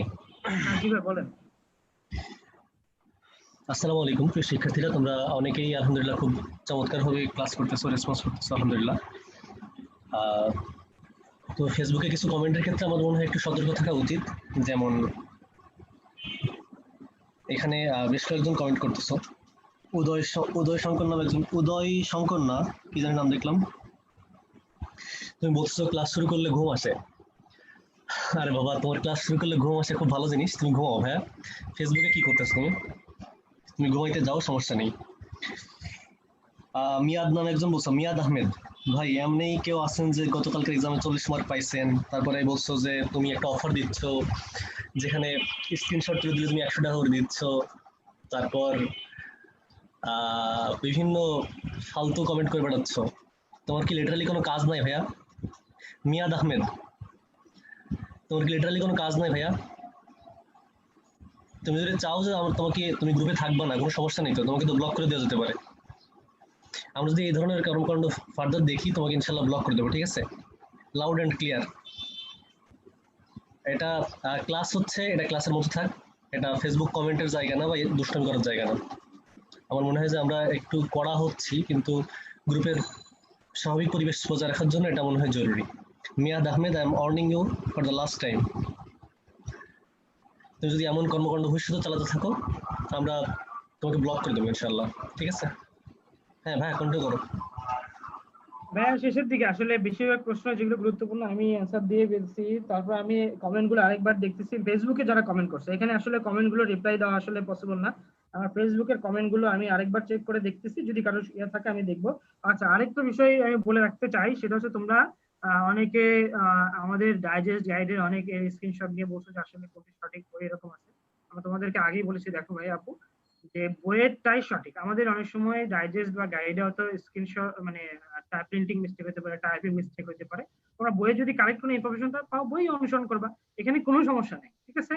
এখানে কোনো বই 100% ধরো অ্যাকুরেট এটা আসলে থেকে বলতে পারবে না। পবিত্র কোরআন ছাড়া কোনো বই হচ্ছে একদম মনে করো ভুলের ঊর্ধ্বে না। ভুল থাকতে পারে। তোমরা আমাদের শুভাকাঙ্ক্ষী, তোমরা আমাদের পরিবারের সদস্য, তোমরা আমাদেরকে ভুলগুলো জানাবা, আমরা আমাদের পরবর্তী এডিশনে এই ভুলগুলো কারেকশন করে দেবো, ঠিক আছে? আচ্ছা, সেটা হচ্ছে যে প্রত্যয় সাহা নামে এক ভাইয়া কমেন্ট করছো যে সলভ ক্লাসে শুধুমাত্র ইংরেজি না থাকায় আমি সলভ ক্লাস বর্জন করলাম। তোমার জন্য ধন্যবাদ। তুমি যেটা করছো আলহামদুলিল্লাহ, সমস্যা নেই। শুধু একটা কথা, সেটা হচ্ছে যে শুধু এবং মাত্র কথা দুটো একসাথে বসে না, হয় শুধু না হয় মাত্র, ঠিক আছে? এরপর কমেন্ট লেখার সময় একটু খেয়াল করে লিখো যে শুধু ইংরেজি না থাকায় অথবা কেবল ইংরেজি না থাকায় এই ধরনের কথা ব্যবহার করে, শুধু এবং মাত্র শব্দ দুটো একসাথে বসানো উচিত না। Thank you. হ্যাঁ, হ্যালো। বলো বলো বলো, শুনতে পাচ্ছি। আপনার কথাটা বুঝি নাই, কি কমেন্ট করছে ইংরেজি? ও একটু দুষ্টামি করছে, সলভ ক্লাস শুধুমাত্র ইংরেজি না থাকায় আমি সলভ ক্লাস বর্জন করলাম। কেন রে ভাই, ইংরেজি ক্লাস তো হয়েছে তোমাদের, গতকাল তো ইংরেজি ক্লাস হয়েছে, এবং তোমাদের ইংরেজি ক্লাস তো হবে। ছোট্ট কথা বলে দিই, কারণ ইংরেজি অধৈর্য হয় না। আমি তোমাদেরকে যেটা বলে যে দেখো, তোমরা যদি আমাদের উপর আস্থা রাখো, বিশ্বাস রাখো, বিশেষ করে আমাদের সাথে থাকো, আমরা তোমাদেরকে সর্বোচ্চ সার্ভিসটুকুই দিব যখন যেটা প্রয়োজন। এখন এই যে সবগুলো সব ক্লাস হইতে হবে, ইংলিশ ক্লাস তো চলতেছে, ইংলিশ ক্লাস শেষ হলে দেখবো ইংলিশ ক্লাসও আমরা প্রয়োজনে সব ক্লাস দেবো। যদি তোমাদের ইংলিশ ক্লাস সব শেষ হওয়ার পরে প্রয়োজন থাকে, ইংলিশ ক্লাসও সব হবে, নাকি ভাইয়া? হ্যাঁ, ইংলিশ ক্লাস হচ্ছে যেহেতু টপিক শর্ট, তো আমরা দুটো ক্লাস শেষ হয়ে যাওয়ার পরে ইংলিশ E1 E2 শেষ হয়ে যাওয়ার পর সলভ ক্লাস দেবো ইনশাল্লাহ, সমস্যা নেই। চিন্তা করার কিছু নেই, ইংলিশ ক্লাস নিয়ে সলভ ক্লাস হবে ইনশাল্লাহ। আচ্ছা, একজন আমি বইয়ে দাগানোর ক্ষেত্রে একটা লিখে দিছিলাম যে ক্যাডমিয়াম, মার্কারি এবং ইরিটিডিয়াম লিখে রেখে রাখছিলাম। এখানে আচ্ছা, দেখো আসলে লেখা ছিল যে কোন মৌলগুলো ডি ব্লক ভুক্ত মৌল কিন্তু অবস্থান্তর মৌল নয়, সেগুলোর যে পাশাপাশি আমি লিখে রাখছিলাম এই তিনটা যাতে তোমাদের একটু সুবিধা হয়। আগের এডিশনে ইরিটিডিয়াম কেউ মানে বলা হয়েছিল তারা ডি ব্লক ভুক্ত মৌল কিন্তু অবস্থান্তর মৌল মৌল নয়। এর পরের এডিশনে ঘোষারের বইয়ে লিখছে যে কপারনিকাম এটাও হচ্ছে ডি ব্লক ভুক্ত মৌল কিন্তু অবস্থান্তর মৌল নয়। তার মানে এই জন্য পরে আমি কিন্তু স্লাইডে তোমাদের ক্লাসের সময় বলে দিয়েছিলাম যে কপারনিকাম ইরিটিডিয়াম দুই স্যারের বইয়ে দুইটা নাম আছে, তো তোমরা দুটোই লিখে রাখো, উদাহরণ দেখে তোমরা মানে অপশন দেখে তোমরা সিদ্ধান্ত নিবে। আমি যদি বলি যে ডি ব্লক ভুক্ত মৌল কিন্তু অবস্থান্তর মৌল নয়, তারা কারা কারা? একটা হচ্ছে ধরো একটা হচ্ছে জিঙ্ক, স্ক্যান্ডিনিয়াম, জিঙ্ক, ক্যাডমিয়াম, মার্কারি, ইরিট্রিটিয়াম, আর পাশাপাশি কপার নিকেল। অষ্টক সম্প্রসারণ প্রসারণ কি ভাইয়া? এটা তো সিম্পল প্রশ্ন। অষ্টক পূর্ণ হয়ে যাওয়ার পরে নতুন যে ইলেকট্রন গ্রহণ করতেছে, যেমন 8টা পূর্ণ হয়ে গেছে, কারণ সিলিকন টেট্রাক্লোরাইডের ক্ষেত্রে আমরা বলছিলাম যে তারা সিলিকনের সর্বশেষ 8টা পূর্ণ হয়ে গেছে, সে নতুন করে 2টা ইলেকট্রন গ্রহণ করতেছে। এই যে এখানে নতুন করে ইলেকট্রন করে 10টা ইলেকট্রন হচ্ছে, এটাই হচ্ছে অষ্টক সম্প্রসারণ। তার মানে কি অষ্টকের বাইরে আসে ইলেকট্রন গ্রহণ করে, সিম্পল ভাষা।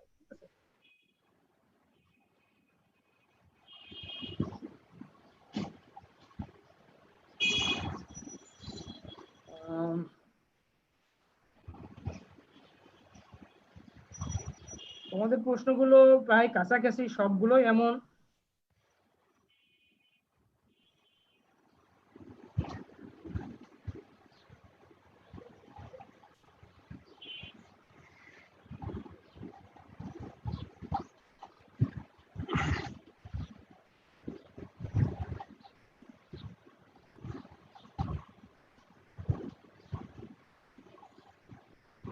আচ্ছা, একজন প্রশ্ন করছো যে আমাদের মৌলে 118টা নাম সহ পারমাণবিক সংখ্যা মুখস্থ করতে হবে, কারণ আমি তো বলি না যে 118টা পারমাণবিক সংখ্যা মুখস্থ করতে হবে।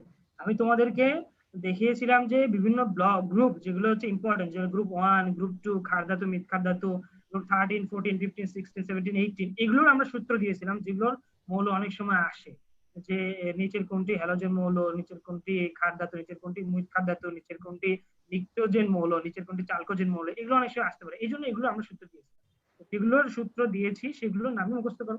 তোমার যদি সক্ষমতা থাকে যে তুমি 118টা মৌলে মুখস্থ করবে পারমাণবিক সংখ্যা আশা করো, আমি তো নিষেধ করি না, তোমরা করতে পারলে সমস্যা নাই, ঠিক আছে, এটা আমাদের কোনো সমস্যা নেই।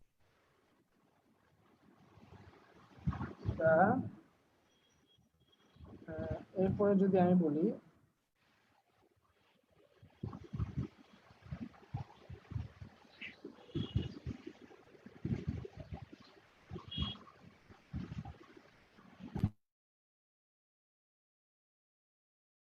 ভাইয়া কমেন্টে আর তো খুব বেশি কমেন্ট দেখতেছি না, মোটামুটি একই টাইপেরই প্রশ্ন, তাই না? আর হ্যাঁ, সবচেয়ে আমি যেটা সর্বশেষ যেটা বলবো তোমাদেরকে, দেখো যে আজকে কেমিস্ট্রি এটা প্রথম ক্লাস, এই জন্য তোমরা আসলে কম কেমিস্ট্রি যেখানে যার যা প্রবলেম বা যে যে ওয়ার্ডই পাচ্ছ সেই ওয়ার্ডই আসলে প্রশ্ন করার জন্য। দেখো আমি তোমাদেরকে বলেছিলাম যে আমরা যদি প্রত্যেকটা ওয়ার্ড প্রত্যেকটা টপিক তোমাদেরকে বুঝিয়ে পড়াতে চাই, তাহলে আমাদেরকে ইন্টারমিডিয়েটের মধ্যে আরো 2 বছর অ্যাডমিশন সেশন চালাইতে হবে, তাহলে না আমরা তোমাদেরকে পুরো মনে করো প্রত্যেকটা টপিক বাই টপিক পড়াইতে পারবো। সেটা কি আসলে সম্ভব? 3 মাসের মধ্যে প্রিপারেশন নিতে হয়। এখন না তোমরা একটু বন্ধের কারণে ছুটি বেশি পাচ্ছ, কিন্তু অ্যাডমিশন টেস্টে কখনো এত ডিপলি প্রশ্ন আসে। অ্যাডমিশন টেস্টে সুপারফিশিয়ালি প্রশ্ন আসে, সহজ প্রশ্ন আসে, এবং সহজ প্রশ্ন ভুল করার কারণে চান্স মিস। সো অনেক ডিপলি পড়ার দরকার নাই, এবং যে চ্যাপ্টার যেটা আলোচনা আমরা সেই চ্যাপ্টারই সেটা বুঝাবো। তুমি যদি সংশ্লিষ্ট চ্যাপ্টার বাদ দিয়ে অন্য চ্যাপ্টারে আসে সেই প্রশ্ন করো, তাহলে আমাদের জন্য তো একটু কঠিন হয়ে যাবে, আমরা সংশ্লিষ্ট চ্যাপ্টার আলোচনা শেষ করতে পারবো, তাই না? তো ধৈর্য ধরো, আমাদের সাথে পুরো সেশন থাকো, পুরো কেমিস্ট্রি সবগুলো লেকচার করো, আশা করি তোমাদের সবগুলো প্রশ্নের অ্যান্সার পেয়ে যাবে। ভাই শেষ করতে যাচ্ছিলাম ইনশাল্লাহ। হ্যাঁ, সমস্যা নেই, শেষ করে দিতে পারো। সো সবাইকে অসংখ্য ধন্যবাদ আমাদের এই ক্লাসগুলো করার জন্য এবং আমাদের সব ক্লাসে ধৈর্য ধরে উপস্থিত থাকার জন্য। আশা করি তোমাদের সাথে আমাদের দেখা হবে আমাদের প্রাণের ক্যাম্পাসে ইনশাআল্লাহ। সবাই সে পর্যন্ত ভালো থাকো। সালামু আলাইকুম। শেষ করে